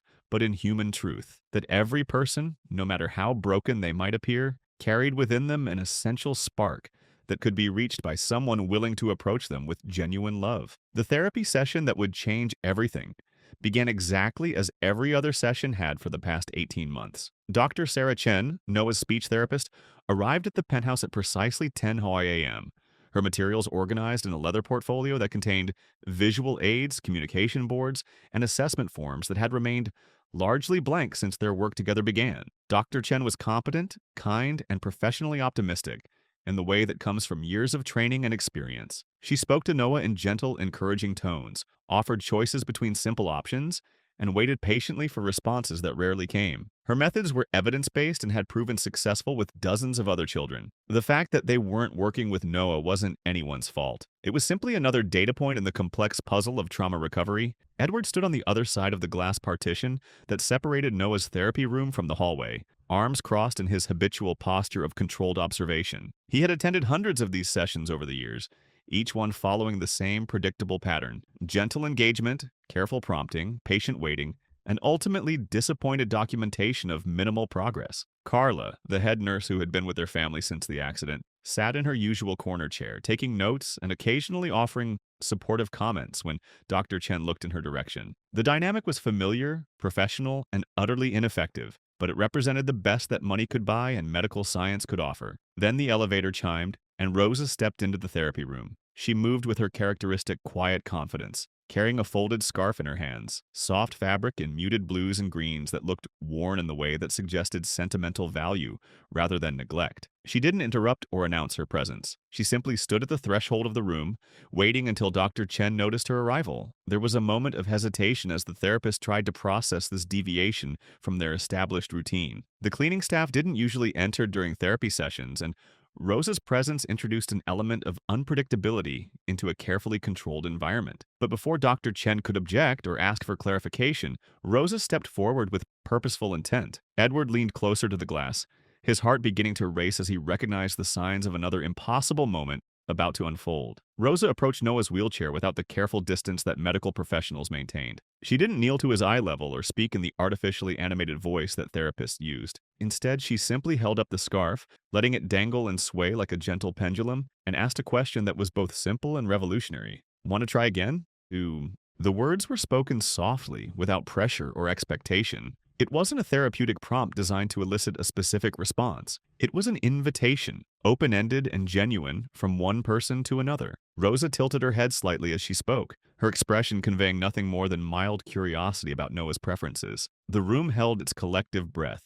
Dr. Chen turned slightly, unsure whether to intervene or observe. Carla's pen froze above her notepad as she watched this unprecedented deviation from protocol. Edward's hand pressed against the glass, his vision tunneling until the only thing he could see was his son's face. Noah blinked once, then again. Two slow, deliberate blinks that Edward recognized as the signal they had used in bedtime games years ago, the unmistakable sign for yes. Dr. Chen gasped quietly, the sound escaping before she could contain it. Edward's hand slipped from the glass as his knees threatened to buckle. The magnitude of what had just happened was almost impossible to process. Noah had understood a question, made a conscious choice, and communicated his decision clearly. He had said yes. Rosa didn't cheer or react with visible excitement. She simply smiled, not at Noah but with him, and began to slowly loop the scarf around her fingers. What followed was a demonstration of intuitive therapy that no textbook had ever described, and no certification program had ever taught. Rosa made a gentle game of wrapping the scarf around her hand and then unraveling it, letting the fabric flutter and dance in the air. Each time she allowed the scarf to graze past Noah's fingertips, she paused to see if he would reach for it. There was no pressure, no coaxing, no verbal encouragement, just patient offering of opportunity. After several passes, Noah's hand twitched, not a reflexive movement or an involuntary response, but a deliberate attempt to make contact with the soft fabric. He didn't grab the scarf or make any dramatic gesture, but his fingers moved with unmistakable intention. Rosa acknowledged the movement by letting the scarf rest against his palm for a moment, before gently pulling it away and beginning the pattern again. She was following a language that only she and Noah seemed to understand. responding to cues so subtle that they were invisible to everyone else in the room. Dr. Chen stood speechless, her carefully planned session forgotten, as she watched this untrained cleaning woman accomplish what months of professional intervention had failed to achieve. The interaction was completely outside the bounds of established therapeutic protocols, yet it was undeniably effective in ways that defied clinical explanation. Edward remained behind the glass, his body rigid with the effort of containing emotions that threatened to overwhelm his ability to think rationally. For 3 years, he had paid the most qualified professionals in the world to unlock his son's potential. He had invested millions in state-of-the-art equipment and cutting-edge techniques. And here was Rosa, with no credentials and no training, holding a simple piece of fabric and coaxing responses from Noah that no one else had been able to elicit. It wasn't just the physical interaction that was remarkable, it was the quality of attention that Rosa brought to the moment. She wasn't following a treatment plan or working toward predetermined goals. She was simply being present with Noah, allowing him to set the pace and define the terms of their interaction. The session continued for another 20 minutes, with Rosa patiently offering the scarf and Noah gradually becoming more responsive to her movements. By the end, he was making deliberate contact with the fabric each time it passed within reach, and his eyes remained focused on Rosa's face rather than drifting to the window or the floor. When Rosa finally gathered the scarf and prepared to leave, she did so without fanfare or celebration. She nodded politely to Dr. Chen, acknowledged Carla with a brief smile, and walked toward the door, as if what had just transpired was no more remarkable than any other part of her daily routine. Edward found himself following her out of the therapy room, his legs moving without conscious direction. He caught up with her near the elevator bank, where she was waiting for the car that would take her back to the service floor where cleaning supplies were stored. "How did you know?" he asked, his voice hoarse with emotion he couldn't control. Rosa turned to face him, her expression calm but not unsympathetic. Know what? How to reach him. What to do. She considered the question for a moment, as if trying to translate an instinctive understanding into words that would make sense to someone else. "I didn't know," she said finally. "I just watched. I listened.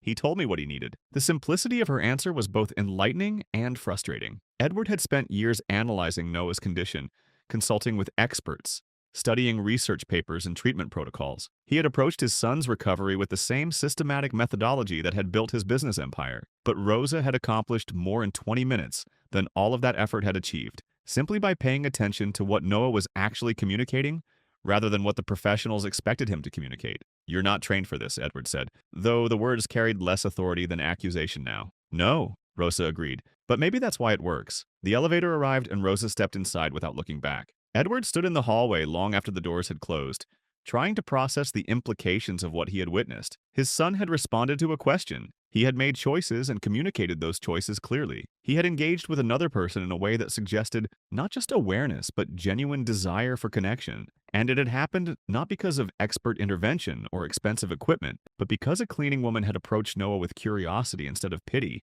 with respect instead of condescension, with the radical belief that he was capable of more than anyone else imagined. That afternoon, Edward found himself unable to concentrate on the stack of reports that demanded his attention. Instead, he kept returning to the image of Noah reaching for Rosa's scarf, the deliberate intention in that simple gesture, the presence behind his eyes that had been absent for so long. For the first time since the accident, Edward allowed himself to consider the possibility that recovery might not look like what he had expected. Perhaps healing wouldn't come through medical breakthroughs or therapeutic techniques. Perhaps it would come through the kind of patient, respectful attention that Rosa offered. Attention that saw Noah not as a problem to be solved, but as a person to be known. Back in her small apartment that evening, Rosa sat at her kitchen table with the scarf spread across the surface, running her fingers over the soft fabric that had belonged to her mother. She hadn't planned to bring it to work or to use it in whatever was developing between her and Noah. But something about the boy's stillness, his careful watching, had reminded her of herself at his age, trapped in circumstances beyond her control,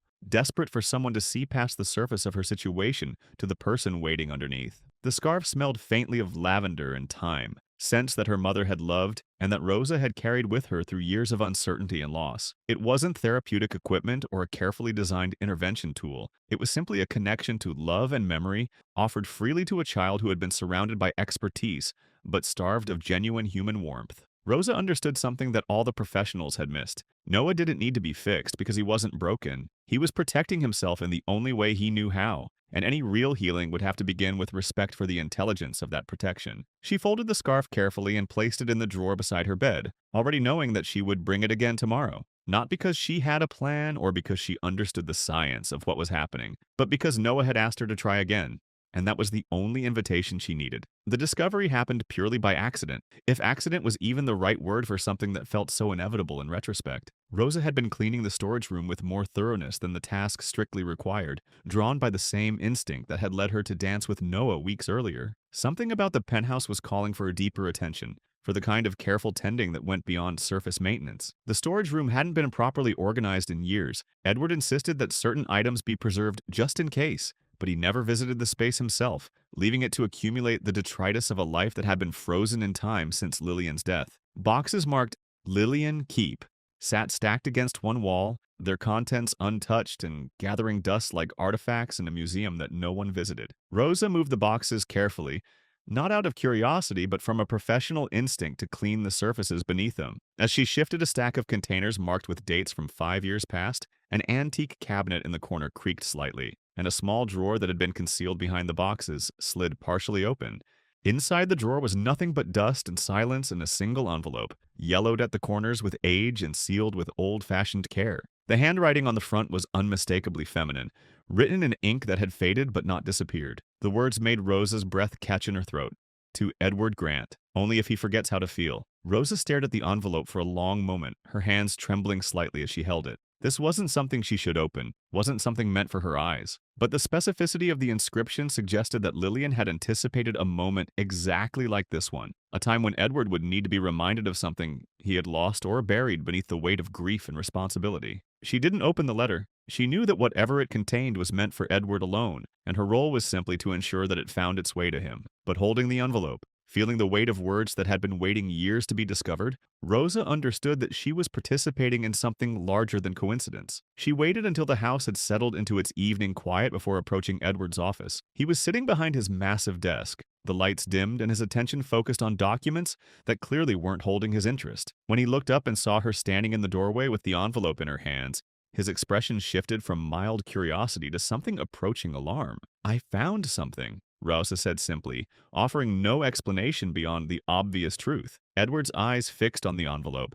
and even from across the room, he could see the handwriting that had once filled birthday cards and grocery lists and love notes tucked into his briefcase. His face went pale as Rosa approached, and placed the envelope on his desk with reverent care. "Where?" he asked, his voice hollow. "In storage, behind a drawer labeled Personal." It was sealed. Edward took the envelope with hands that shook despite his efforts to control them. For a long moment he didn't move, just stared at the inscription, as if trying to decode a message written in a language he had forgotten how to read. When he finally opened it, Rosa started to leave, understanding that whatever was inside wasn't meant to be shared. "Stay," Edward said, the word coming out more like a plea than a command. Rosa paused in the doorway, then stepped back inside and closed the door behind her. She remained standing while Edward unfolded the letter with the careful precision of someone handling something infinitely precious and potentially devastating. His eyes scanned the page once, then again, then a third time as his expression unraveled with each reading. The controlled composure that he wore like armor began to crack,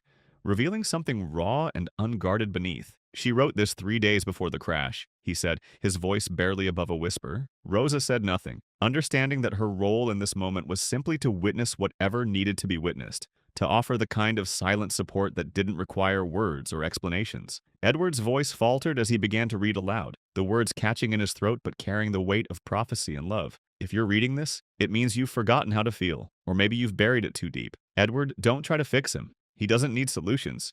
He needs someone who believes he's still in there. Even if he never walks again, even if he never says another word, just believe in who he was, who he still is." The words hit Edward like physical blows, each sentence stripping away another layer of the protective distance he had built around his emotions. His hands trembled as he continued reading, his voice becoming smaller and more broken with each phrase. "His hands need to find the rhythm. Maybe someone will reach him when I'm gone. I hope they do. I hope you let them."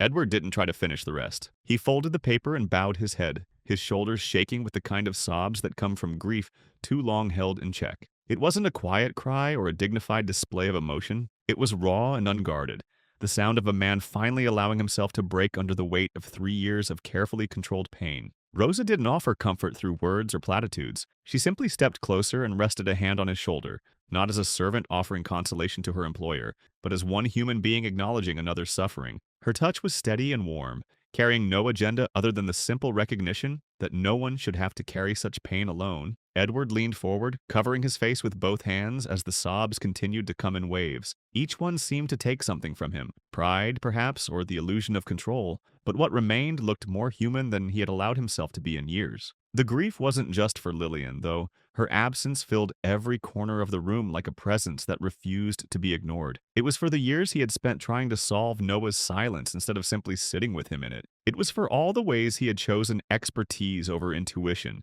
protocol over presence, the safety of clinical distance over the terrifying vulnerability of real connection. Rosa didn't move until his breathing began to calm, until the storm of emotion had passed through him and left something quieter in its wake. When he finally looked up at her, his eyes were red and wet, but there was something different in his expression, something that looked like relief. "She would have liked you," he said, his voice hoarse but steady. The words weren't meant as flattery or casual comfort. They carried the weight of recognition, of understanding that had been years in the making. Lillian would have seen in Rosa the same qualities that had drawn her to dance with Noah: the courage to approach another person with genuine care, the wisdom to offer presence instead of solutions, the faith that connection was always possible if you were brave enough to remain open to it. Rosa's response came quietly, without hesitation. "I think she already does." The sentence hung in the air between them, neither mystical nor sentimental, but carrying a truth that transcended rational explanation. In that moment, with Lillian's letter open on the desk, and the weight of her words still echoing in the room, it felt entirely possible that love could reach across the boundaries of life and death, that guidance could come from those who were gone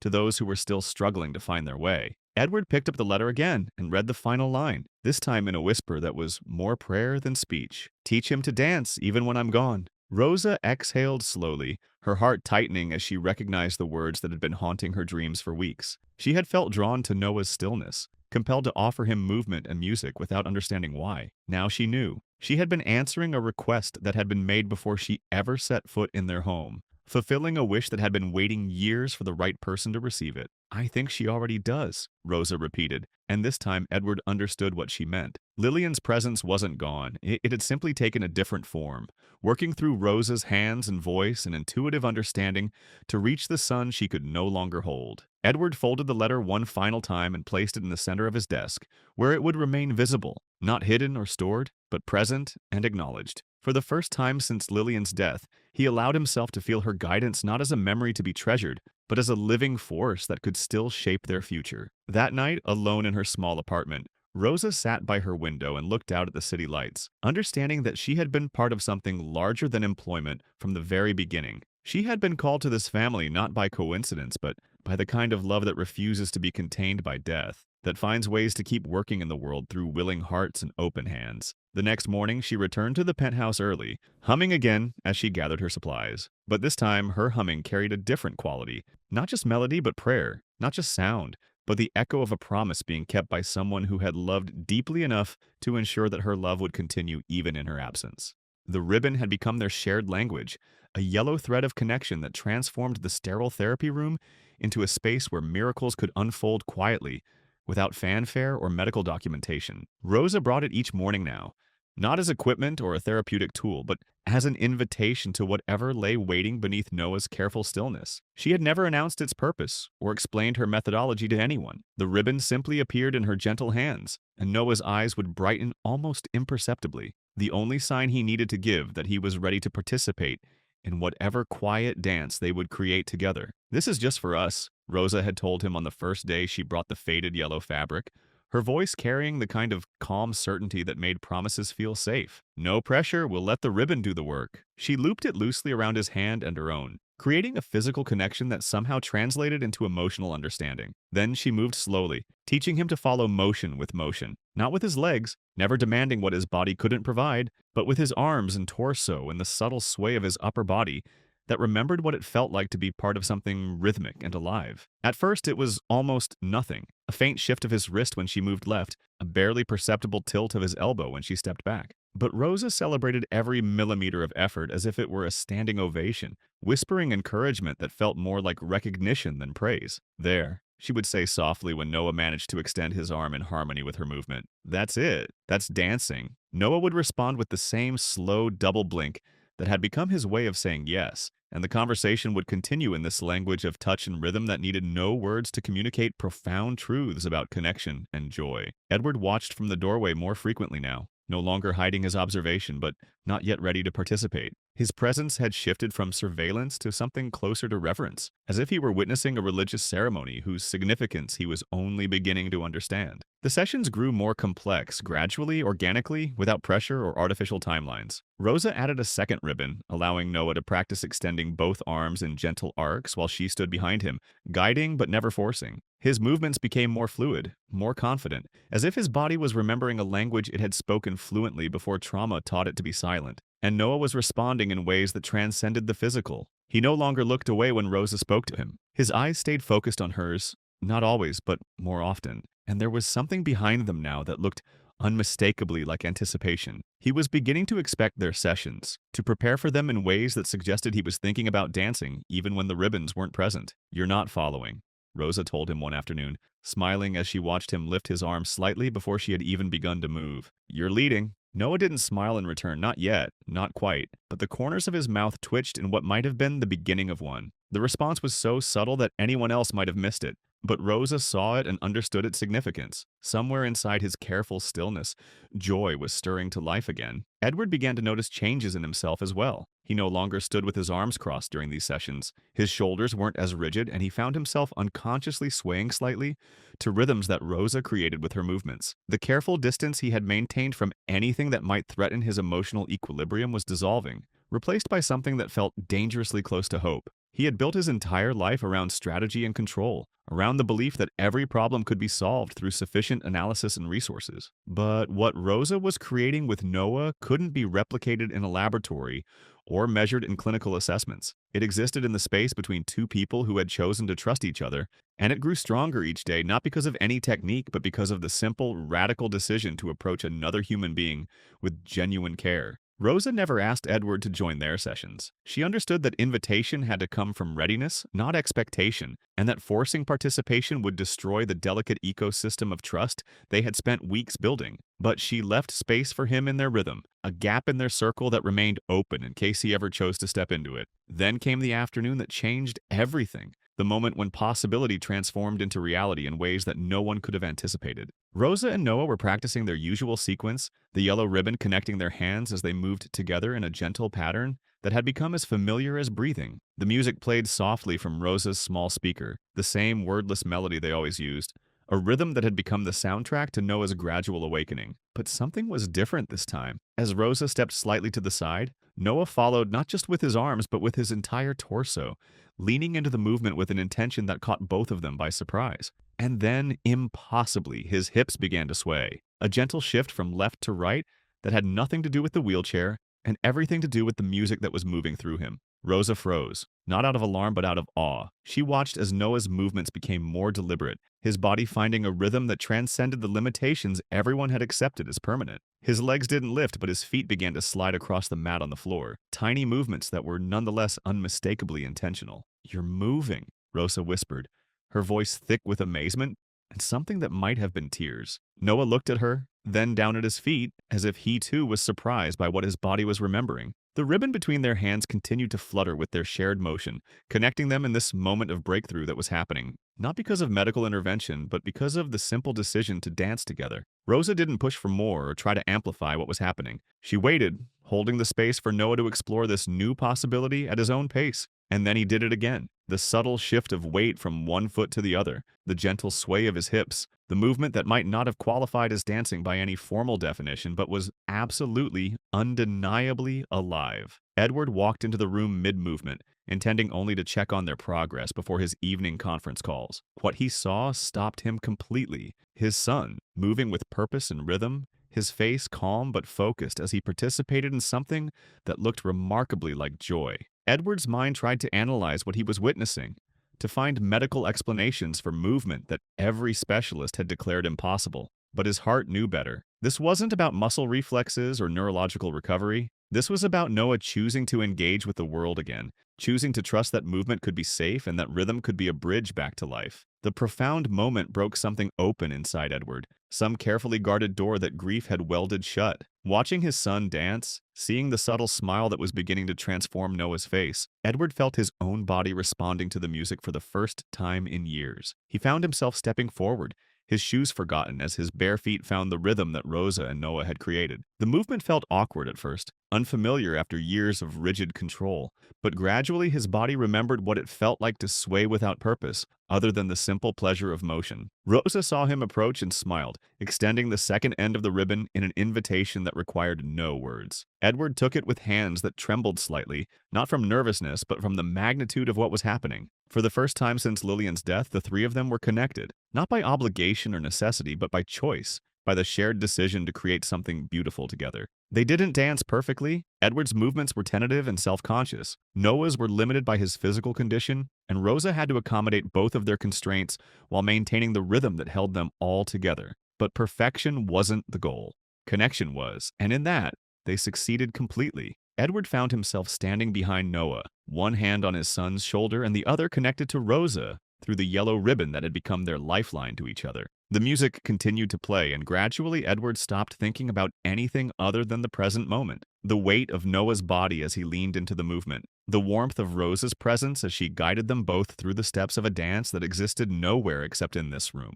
Between these three people who had found each other across the boundaries of loss and hope, for the first time since Lillian's death, Edward felt himself surrender to something larger than his own will. His mind didn't analyze or strategize or attempt to control the outcome. He simply moved with his son and the woman who had somehow become essential to their healing, following a rhythm that seemed to emerge from some deep place of memory and love. When the music finally faded, they continued swaying for a few moments more, reluctant to break the spell that had transformed their broken family into something that felt almost whole again. Edward slowly released the ribbon, kneeling to face Noah directly, his hands resting gently on his son's knees. "Thank you," he said, his voice low and cracking with emotion he no longer tried to hide. Noah didn't speak, but his eyes met his father's and held them, the first sustained eye contact they had shared since the accident. In that gaze, Edward saw not the broken child he had been trying to fix, but the complete person his son had always been, waiting patiently for someone to see him as whole rather than damaged. Rosa stepped back quietly, giving them space for this moment of reconnection while carefully folding the ribbon that had facilitated their miracle. She didn't need to say anything or document what had happened, or call attention to the significance of what they had accomplished together. The dance itself was enough, proof that healing was possible when approached with patience, respect, and the radical belief that every person deserved to experience joy. Rosa had always known there were gaps in her family history, spaces where information should have been but wasn't, questions that her mother deflected with the gentle skill of someone who had practiced avoiding difficult truths. Growing up, Rosa had accepted these silences as part of the immigrant experience. Stories lost in translation, memories too painful to share, a past that belonged to another country and another life. But the charity gala in the penthouse ballroom changed everything. It was an annual event that Edward had maintained more out of obligation than enthusiasm, a gathering of donors and dignitaries who supported children's medical research. Rosa hadn't planned to attend. She had no reason to be there and even less desire to navigate the complex social dynamics of Manhattan's elite. But Carla had insisted she take a break from her work and spend a few minutes observing the evening's festivities. "It's for the children," Carla had said with a half-joking smile. "You qualify now." So Rosa had put on her simplest navy dress and positioned herself near the catering staff, content to watch from the margins as champagne glasses clinked and conversation flowed around topics she couldn't pretend to understand. The evening passed uneventfully until a prominent donor unveiled a large commemorative display, a black and white photograph from the early 1980s blown up and mounted in an elegant frame. The image showed Edward's father, Harold Grant, shaking hands with a young woman who appeared to be receiving some kind of recognition or award. She was slender and dark-skinned, with thick curls and high cheekbones that created a face of striking beauty and intelligence. Something about her expression, confident but reserved, pleased but slightly guarded, caught Rosa's attention and held it. Then Rosa read the small plaque beneath the photograph, and her world tilted on its axis. Harold Grant, 1983, Education Initiative, Brazil. Rosa's heart stopped. Her mother had been in Brazil in 1983, working as a translator for educational programs that brought American funding to underserved communities. She had spoken of those years often, of the man with pale blue eyes who had appreciated her work, who had treated her with respect, when others saw only another local employee who had possessed what she called important hands and dangerous kindness. But her mother had never mentioned the man's name. She had never explained why she returned to the United States pregnant and alone, or why she had always deflected Rosa's questions about her father with vague references to complications and different worlds that couldn't meet. Rosa stared at the photograph until her vision blurred, seeing in the young woman's face an older version of her own features, recognizing in her posture the same careful dignity that Rosa had inherited without understanding its source. The resemblance was too strong to be coincidental, too specific to be explained away by wishful thinking or imagination. She left the gala early, slipping away from the ballroom with her heart pounding and her mind racing through memories that suddenly carried new significance. Her mother's stories about the American businessmen who had changed her life, the way she had always spoken of the United States as if it were a place she had been meant to find, the sadness that would sometimes cross her face when Rosa asked about family, about connections, about the people they had left behind. That night, Rosa couldn't sleep. She sat by her window looking out at the city lights and trying to process the possibility that her employment in the Grant penthouse hadn't been coincidence, but some form of destiny. That she had been drawn to Noah and Edward not by chance, but by blood ties she had never known existed. The questions multiplied in her mind like ripples in still water. If Harold Grant was her father, then Edward was her half-brother. Noah was her nephew. The family she had been helping to heal was her own family, connected by secrets that had been buried for decades. But suspicion wasn't proof, and Rosa had learned early in life not to build hope on speculation. If she was going to pursue this possibility, she needed evidence, something concrete that could confirm or dismiss the growing certainty in her heart. She waited 3 days before returning to the storage room, using her cleaning duties as cover for a more thorough exploration of the penthouse's hidden history. She moved carefully through the boxes and cabinets, not searching randomly but following the same intuition that had led her to dance with Noah, the sense that important truths were waiting to be discovered by someone patient enough to look for them. It took almost an hour of careful searching before she found what she was looking for, a plain envelope tucked behind a row of encyclopedias that appeared to have been undisturbed for years. Her fingers went cold as she pulled it free and read the careful handwriting on the front. "For my other daughter." Rosa's hands trembled as she opened the envelope, her heart pounding so loudly she was afraid someone might hear it echoing through the storage room. Inside was a single folded sheet of paper and an official document that would change her understanding of everything. The birth certificate was simple and devastating. Rosa Miles, father listed as Harold James Grant. The dates, the location, the bureaucratic language that reduced a complex human story to a few typed lines. It was all there, undeniable proof of a connection she had never been told about. The letter was brief, written in the same handwriting as the envelope. "If you ever find this, I hope the timing is right. I hope your mother told you enough to find your way to this house. I'm sorry I wasn't brave enough to know you. I hope you found what you needed without me. But if you're here, then maybe something beautiful happened anyway." Rosa read the letter 3 times before the words fully penetrated her consciousness. Harold Grant had known about her existence. He had known and chosen not to be part of her life. But he had also hoped that somehow she would find her way to the family he couldn't give her directly. She didn't confront Edward immediately. The magnitude of the discovery needed time to settle, and she wanted to understand her own feelings before attempting to explain them to someone else. She continued her work in the penthouse for several more days, but everything felt different now. The spaces she cleaned, the people she interacted with, the quiet moments she shared with Noah all carried new weight and significance. Edward was her half-brother. The realization should have changed how she felt about their relationship, should have made their interactions more complicated or more meaningful. But what surprised Rosa was how little it changed the essential truth of what they had built together. She had come to care for Noah and Edward not because of any genetic connection, but because they were people who needed what she could offer. Blood relationship didn't diminish that care. It simply provided context for why the connection had felt so natural from the beginning. When she finally decided to share her discovery, Rosa chose to do it simply and directly, without drama or elaborate revelation. She found Edward in his study one evening, sitting with the letter from Lillian still visible on his desk, a glass of scotch untouched beside him. "I think you should see this," she said quietly, offering him the envelope she had found. Edward took it with the careful attention he had learned to give to anything Rosa brought him. When he read the name on the front, his face went pale, his hands freezing as the implications began to sink in. "I don't understand," he whispered as he opened the letter and scanned its contents. "She never told me, I didn't know." Rosa stood in patient silence while Edward processed the revelation, watching as understanding slowly replaced confusion in his expression. When he looked up at her again, his eyes were wide with something between disbelief and recognition. "You're my sister," he said slowly, as if speaking the words aloud would help them become real. "Half," Rosa corrected gently. "But yes." The silence that followed was profound but not uncomfortable. They were both absorbing the reality that their connection had deeper roots than either of them had known, that Rosa's intuitive understanding of Noah's needs and Edward's pain might have been guided by something more than professional compassion. "You're the woman with my father's eyes," Edward said finally, his voice filled with wonder and regret. Rosa exhaled a breath that felt like it had been waiting years to escape. "I always wondered where they came from." For the first time since Rosa had entered his life, Edward looked at her and saw not the cleaning woman who had saved his son,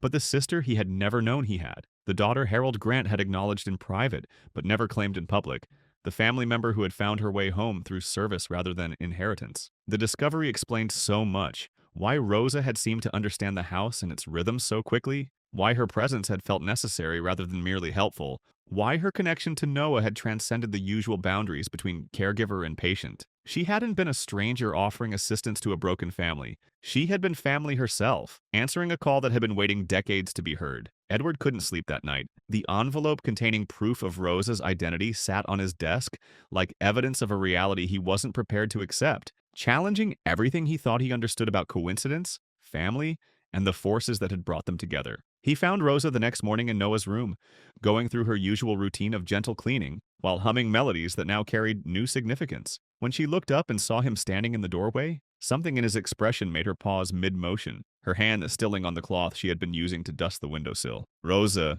he said, his voice raw and unfamiliar to himself, "I need to tell you something." She straightened, setting down her cleaning supplies with the careful attention of someone preparing for important news. Her expression was alert but calm, as if she had been expecting this conversation and was ready for whatever it might bring. "I found another letter," Edward continued, his words coming slower than he intended, "from my father, addressed to his other daughter." The carefully constructed distance between them, the professional boundary that had defined their relationship for months, dissolved completely in that moment. Rosa's breath caught as the full weight of his words settled between them, confirming what she had already known but somehow making it more real. "It's you," Edward said, his voice nearly breaking on the simple words. "You're my sister." For a moment, everything hung perfectly still. Rosa felt her hands clench slightly at her sides as she processed the confirmation of what she had discovered in the storage room. But instead of relief or joy or any of the emotions she might have expected, what came was something more complex, a sense of loss for the simplicity they were about to leave behind. "I was just a cleaner," she whispered,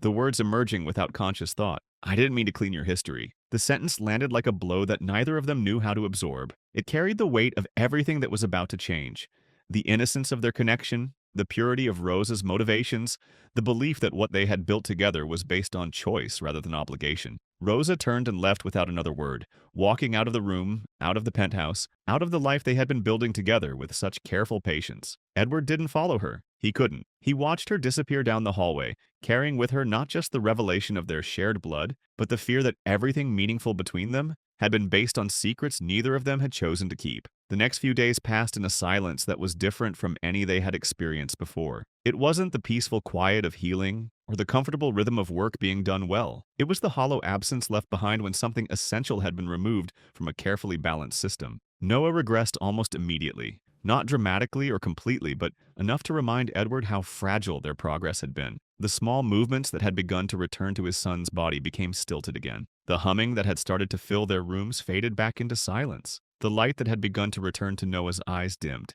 as if he understood that the person who had called him back to life was no longer there to maintain the connection. Edward tried to continue the routines that Rosa had established. He brought the yellow ribbon to Noah's room and attempted to recreate the gentle movements they had shared, but his efforts felt mechanical and forced. Without Rosa's intuitive understanding of rhythm and patience, the exercises became empty gestures that seemed to highlight their loss rather than bridge it. He considered calling Rosa more than once, his phone in his hand and her number displayed on the screen. But what could he say? How do you ask someone to return to a relationship that had been fundamentally altered by truths neither of you had been prepared to face? How do you explain that the family secret you had never known existed had somehow made everything feel less authentic rather than more meaningful? Dr. Chen returned for Noah's scheduled therapy session and immediately noticed the change in his responsiveness. The small victories they had achieved during Rosa's time with them seemed to have evaporated, leaving behind a child who was once again locked in the protective silence that had defined him for years. "Has there been any change in his routine?" Dr. Chen asked, her professional concern evident as she documented Noah's regression. "Any disruption to his environment or care?" Edward couldn't bring himself to explain what had happened. The truth was too complex, too charged with emotions he didn't understand, and too private to share with someone who would inevitably try to analyze it through the lens of psychological theory. "Some staffing changes," he said vaguely, the words feeling like betrayal even as he spoke them. Carla noticed the difference too. though she was too diplomatic to comment directly on Rosa's absence. Instead, she mentioned practical concerns, the way Noah's eating had decreased again, how his sleep patterns seemed more disrupted, the return of the blank stare that they had all hoped was disappearing permanently. "He's asking for her," Carla said one afternoon, her voice gentle but pointed. "Not in words, but in the way he looks toward the door. He's waiting for someone who isn't coming." Edward felt the accusation in her words, even though Carla had offered it as observation rather than judgment. Noah was waiting for Rosa, and Edward was the reason she wasn't there. Not because he had sent her away in anger, but because he had allowed the revelation of their blood relationship to poison something that had been pure and healing. On the fourth day of Rosa's absence, Edward sat beside Noah's wheelchair in the evening light, watching his son stare out the window with the same vacant expression that had characterized the 3 years before Rosa's arrival. The progress they had made, the movement, the connection, the small miracles of engagement, felt like a dream that was fading with each passing hour. "I don't know what to do," Edward confessed aloud, speaking to his silent son as if Noah might offer guidance or absolution. "I don't know how to move forward without her." Noah didn't answer, of course, but something in his posture, the slight turn of his head, the way his fingers curved inward, suggested that he was listening, that he understood the loss they were both experiencing. That night, Edward found himself in Rosa's former workspace, standing among the cleaning supplies and equipment that had been her domain for months. Everything was organized with the same careful attention to detail she had brought to every aspect of her work. But the space felt abandoned, waiting for someone who might never return. He picked up the small speaker she had used to play music during her sessions with Noah, turning it over in his hands like an artifact from a civilization that had disappeared without explanation. The device held memories of melodies that had filled their home with life, rhythms that had called his son back from silence, and taught a grieving father how to dance again. Edward understood with the clarity that comes from loss that what Rosa had given them wasn't diminished by the revelation of their family connection. If anything, it was more remarkable. She had offered them healing, not because she was obligated to by blood or employment, but because she had seen need and chosen to respond to it with everything she had to give. The love she had shown Noah, the patience she had offered Edward, the quiet revolution she had brought to their lives, none of that became less meaningful because they shared a father. It became more precious, more rare, more worthy of protection and gratitude. But understanding that truth and knowing how to act on it were entirely different challenges. Edward had built his life around control and certainty, around the belief that relationships could be managed like business deals if you understood the terms and conditions clearly enough. The discovery that Rosa was his sister had shattered that illusion, revealing that the most important connections in life often developed in spite of our planning, rather than because of it. As he stood alone in the space that Rosa had made sacred through her presence, Edward realized that he had a choice to make. He could allow the complexity of their relationship to paralyze him, could hide behind the confusion and uncertainty that the revelation had created. Or he could do what Rosa had taught him through her example, approach the situation with honesty and humility, trusting that truth shared with love was always better than silence maintained out of fear. The question was whether Rosa would be willing to hear what he needed to say, and whether the family they had discovered was strong enough to survive the shock of its own existence. Rosa's absence stretched into its 5th day before Edward understood that waiting for the right words or the perfect moment was just another form of the paralysis that had governed his life since Lillian's death. Some conversations couldn't be planned or controlled. They could only be entered with courage and the hope that truth would find its own path to understanding. He found Rosa in the small garden behind her apartment building, sitting on a bench with a book in her lap that she clearly wasn't reading. The afternoon light caught the highlights in her dark hair, and Edward was struck by how much she resembled the young woman in his father's photograph. The same combination of strength and vulnerability, the same careful dignity that suggested depths he was only beginning to understand. She looked up when she heard his footsteps on the gravel path, her expression neither surprised nor welcoming, but not hostile either. It was the face of someone who had been expecting this conversation and had prepared herself for whatever it might bring. "I want you to stay," Edward said without preamble, abandoning the careful speech he had rehearsed during the drive to her apartment. "Not just as a cleaner, not even just as what you've become to Noah. I mean stay permanently as part of this, as family." Rosa closed her book and set it aside, her movements deliberate and calm. "I don't know what to say," she admitted. "You don't need to answer now," Edward replied, sitting on the opposite end of the bench without asking permission. "I just want you to know that this place, our home, feels different when you're in it. Alive. And not just for Noah, for me too." They sat in silence for several minutes, watching the afternoon shadows lengthen across the small garden. Edward felt the familiar urge to fill the quiet with explanations or justifications, but Rosa's presence had taught him that some truths needed space to breathe before they could be properly understood. "There's something I need to understand first," Rosa said eventually, her voice soft but certain, "before I can say yes." Edward nodded, prepared for questions about logistics or boundaries, or the complex dynamics of their newly revealed relationship. But Rosa's concern was simpler and more fundamental than he had anticipated. "I don't know yet," she said, "but I will." That evening, the penthouse hosted the charity gala that would become a turning point in ways none of them could have predicted. Edward moved through the gathering with the practiced ease of someone who had attended hundreds of similar events, making conversations with donors and dignitaries,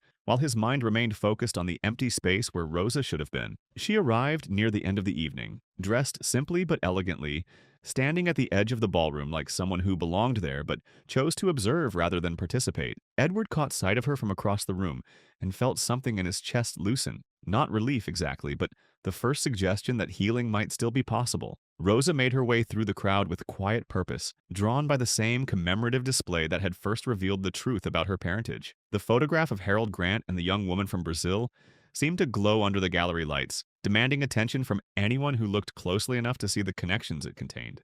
But this time, Rosa wasn't looking at the image with the shock of recognition. She was studying it with the careful attention of someone trying to understand not just what had happened, but why it had remained hidden for so long. An elderly man approached her as she stood before the display, his movements careful but confident. "Beautiful photograph," he said, his voice carrying the slight accent of someone who had learned English as a second language. "I knew them both, you know, Harold and Maria." Rosa turned to face him, her heart beginning to race as she recognized the possibility that this stranger might hold pieces of the story she had been trying to understand. "Maria, your mother," the man said gently. "You have her eyes, but Harold's chin. I wondered if you would ever find your way here." The conversation that followed filled in details that Rosa had been missing for decades. Dr. Carlos Mendoza had worked as a coordinator for the education initiative that brought Harold Grant to Brazil in 1983. He had witnessed the relationship that developed between the American businessman and the young translator who helped navigate the complex cultural and linguistic challenges of the project. They loved each other, Dr. Mendoza said simply, but Harold was married and Maria was proud.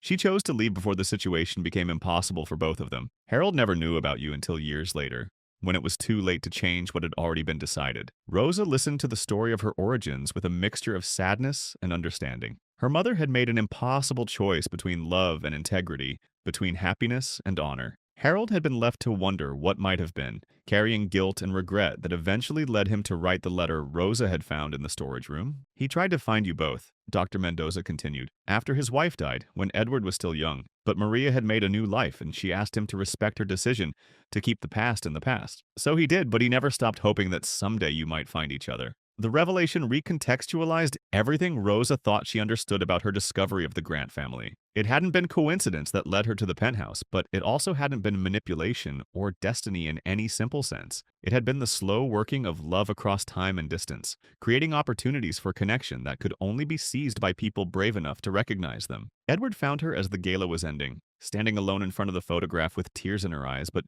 something that looked like peace in her expression. "Now I understand," she said without turning to face him. "I'm not here by accident, but I'm not here because of obligation either. I'm here because sometimes love finds a way to finish what it started, even when the people who began it can't see the ending." Edward moved to stand beside her, both of them looking at the image of their father and Rosa's mother, captured in a moment of professional collaboration that had contained so much more than either of them could acknowledge at the time. "Will you come home?" Edward asked quietly. Rosa turned to face him, her eyes clear and certain. "Yes," she said, "but not as your employee, not as a stranger who happened to help, as family. As someone who chooses to be here because this is where I belong." They left the gala together, riding the elevator to the penthouse in comfortable silence. When the doors opened to reveal the familiar expanse of marble and chrome that had become Rosa's workplace and Edward's prison, the space felt different, not because anything physical had changed, but because the people entering it had been transformed by truth and choice, and the decision to build something new from the foundation of what they had already discovered together.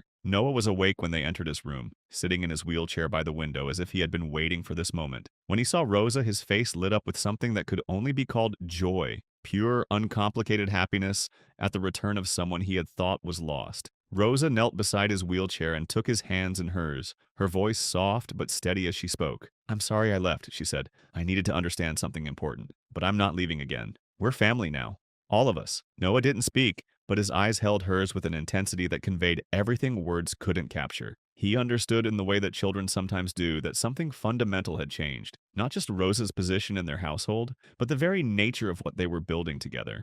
That night, for the first time since the revelation of their relationship, the three of them gathered in the living room, where Rosa had first danced with Noah. Edward brought out the yellow ribbon that had become their shared symbol, and slowly, carefully, they began to move together again. The dance was different this time, more tentative at first, as if they were all learning new steps. But gradually, as the music played and their bodies found the familiar rhythm, the joy returned. Rosa spun gently with Noah's hand in hers while Edward provided steady support from behind, and for a few perfect minutes, they were simply a family dancing together in their living room. When the music ended, they remained connected by the ribbon and by something much stronger, the understanding that they had chosen each other not once but twice, first as strangers drawn together by need and compassion, and then as family willing to rebuild their connection on the foundation of truth. 6 months had passed since the revelation that changed everything, and the penthouse had been transformed in ways that went far beyond the addition of Rosa as a permanent family member. The sterile perfection that had once characterized every room had given way to something warmer, more alive, spaces that showed evidence of being lived in by people who had learned to value connection over control. Music played freely throughout the day now, not as background noise, but as an essential element of the atmosphere Rosa and Edward had created together. Noah's laughter could be heard echoing down the hallways, still rare but no longer shocking when it occurred. The careful distance that grief had imposed on every interaction had been replaced by the messy, imperfect closeness of a family, learning how to love each other without fear. But perhaps the most significant change was the decision they had made together to share their healing with others. The Stillness Center had grown from a simple idea. What if other families could benefit from what Rosa had discovered about reaching children through patience and respect rather than clinical intervention? Into a comprehensive program that was revolutionizing how people thought about trauma recovery and human connection. Edward and Rosa had co-founded the center not as experts or professionals, but as people who had learned through experience that healing often came through the most unexpected channels. They brought together traditional medical expertise with Rosa's intuitive understanding of rhythm and movement, creating an approach that honored both the science of recovery and the art of being present with another person's pain. The program wasn't about curing or fixing anything. It was about creating spaces where children and families could explore what connection felt like when it wasn't filtered through diagnostic criteria or treatment goals. Rosa trained volunteers in the patient observation she had used with Noah, how to watch for the small signals that indicated readiness for interaction, how to offer invitation without pressure, how to follow rather than lead in the delicate dance of trust building. On the day of the center's public launch, the penthouse had been carefully transformed to serve as both a demonstration space and a celebration venue. The grand hallway that had once been a cold corridor of silence was cleared to create a performance area, with folding chairs arranged on either side for parents, doctors, and the curious observers who had come to witness something they had been told was impossible. Edward stood at one end of the improvised stage, wearing a simple button-down shirt with the sleeves rolled up, looking more like a nervous father than a billionaire CEO. Rosa was beside him in a flowing dress that allowed for easy movement,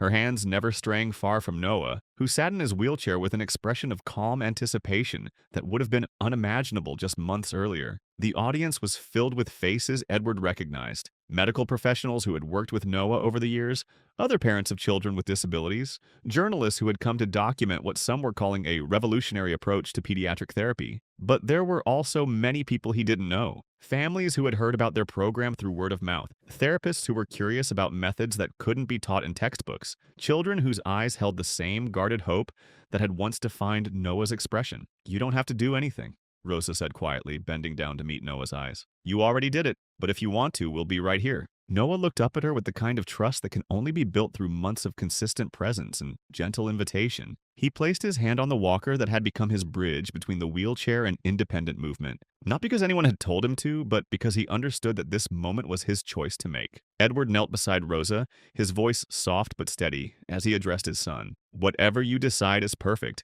We're proud of you no matter what." The room fell silent as Noah gripped the walker with both hands and slowly, deliberately rose to his feet. The movement wasn't smooth or effortless. His legs trembled with the effort, and his face showed the concentration required to coordinate muscles that had been dormant for years. But it was unmistakably intentional, a choice made not from obligation, but from the desire to share something beautiful with people who had gathered to witness it. His first step was careful, more of a controlled lean than actual movement. The second was more confident, By the third, he had found his rhythm, the same careful, purposeful pace that had characterized all of his healing. When he reached the center of the improvised stage, he stopped, straightened as much as his condition allowed, and offered a small bow that carried more dignity than any formal gesture Edward had ever witnessed. The applause was immediate and overwhelming, but Noah seemed to expect it rather than be surprised by it. He had learned, through months of gentle encouragement, that his efforts to connect with the world were worthy of celebration, that his courage to move beyond the protective silence of trauma deserved recognition. But the most remarkable moment was still to come. Without being prompted or guided, Noah reached to his side and picked up the yellow ribbon that had become the symbol of their shared healing. He held it up for a moment, letting it unravel like a banner of hope, and then began to move. It wasn't fast or dramatic, but it was unmistakably dancing. Noah spun slowly, his feet planted, but his torso engaged in the rhythm that Rosa had taught him, the walker providing stability while his spirit provided the movement. The ribbon fluttered around him as he turned, catching the light from the windows and creating patterns that seemed to embody the joy that had slowly returned to his life. The audience erupted in applause again, but this time Edward barely heard it. He was too focused on his son's face, on the expression of pure presence and contentment that had replaced the blank stare of trauma. Noah was dancing not because he had been asked to, but because movement had become a language he could speak fluently, a way of communicating joy that transcended the limitations that the accident had imposed on his body. Rosa stepped forward to join Noah's dance, and Edward followed without hesitation. The three of them moved together in the center of the improvised stage, their movements simple but profound, their connection visible to everyone who watched. They weren't performing for the audience. They were simply sharing what they had discovered together. The truth that healing was possible when it was approached with patience, respect, and the radical belief that every person deserved to experience joy. Around them, something remarkable began to happen. Children in the audience started clapping in time with the music, their bodies instinctively responding to the rhythm that filled the space. Parents reached for each other's hands, creating their own small connections across the rows of chairs. Several people began moving in their seats, swaying gently as if they too were being invited into the dance that had started with 3 people and was now expanding to include everyone present. What had begun as a demonstration of one family's healing became a celebration of the universal human capacity for connection and renewal. The rigid boundaries between performer and audience, between those who needed healing and those who offered it, dissolved into something more fluid and inclusive. A community of people who had chosen to believe that movement was possible even when everything seemed still. When the music finally faded, the 3 of them remained connected at the center of the stage, their breathing synchronized, and their faces glowing with the satisfaction of having shared something true and beautiful. The applause continued, but it felt different now. Not just appreciation for what they had witnessed, but recognition of what they had all participated in. Edward looked out at the faces surrounding them and saw the same transformation he had experienced in his own life reflected in dozens of expressions. People who had arrived skeptical or curious were leaving convinced that they had witnessed something that would change how they thought about healing, about family, about the possibilities that existed when people approached each other with genuine care. But the most profound change was in Edward himself. As he stood with his arm around Noah's shoulders and Rosa's hand in his, he felt the final pieces of the grief that had defined him for years shift into something else. Not disappearance, but integration. Not forgetting, but remembering with love instead of pain. She would be so proud, he whispered, speaking to Noah but meaning it for all of them. Rosa nodded, understanding that he was referring not just to Lillian, but to his mother as well, to Harold, to all the people who had loved them enough to create the circumstances that brought them together. I think she already is, Rosa replied, and this time Edward knew she was right. The evening that followed was filled with conversations that would lead to partnerships, funding opportunities, and the gradual expansion of their program to other cities and other families. But what mattered most to Edward was the quiet moment when they returned to the penthouse after the last guest had left, when the 3 of them sat together in the living room, where it had all begun, and simply appreciated the silence that no longer felt empty but full. Noah hummed softly as he settled into his wheelchair, the same melody that Rosa had first played months earlier. Edward found himself humming along, his voice joining with theirs in a harmony that wasn't perfect, but was perfectly theirs. And Rosa, listening to the 2 men she had learned to love as family, understood that they had created something that transcended the individual healing they had each needed. They had become proof that sometimes the most profound transformations happen not through grand gestures or expensive interventions, but through the simple decision to see another person as worthy of patience, respect, and unconditional love. 2 years later, The Stillness Center had expanded beyond anything Edward and Rosa had initially imagined. What began as a single program in a converted penthouse had grown into a network of centers across 3 countries, each one staffed by people who had learned that healing often came through the most unexpected channels. The methodology they had developed, if it could even be called methodology, wasn't something that could be easily replicated or mass-produced. It required individuals who were willing to approach each child as a complete person rather than a collection of symptoms, who understood that breakthrough moments often looked like nothing more than a blink or a twitch to untrained eyes, who had the patience to build trust one gentle interaction at a time. Rosa had become the center's director of training, though her title barely captured the scope of what she did. She traveled regularly to new locations, teaching volunteers and professionals how to recognize the subtle languages that children used when words weren't available, how to offer invitation without pressure, how to create spaces where healing could unfold organically rather than being imposed from outside. Edward had restructured his business interests to focus primarily on funding the center's expansion and researching new approaches to trauma recovery. Grant Technologies still thrived under the leadership of executives he trusted, but his attention had shifted to work that felt more essential, creating opportunities for other families to discover what his family had found through Rosa's presence. And Noah had become something none of them had expected, a teacher, not in any formal sense, but in the way that his story inspired other children and families to believe that change was possible even when all evidence suggested otherwise. He spoke now, though sparingly, and his words carried the weight of someone who had chosen silence and then chosen to break it. When he told other children that healing was worth the effort it required, they believed him in ways they might not believe adults who had never experienced their particular form of brokenness. On the 2nd anniversary of the center's founding, they gathered once again in the penthouse living room where the first dance had taken place. The space looked different now, warmer, more lived in, filled with photographs and artwork created by children who had passed through their program. But the essential elements remained the same. The open floor where movement was always possible,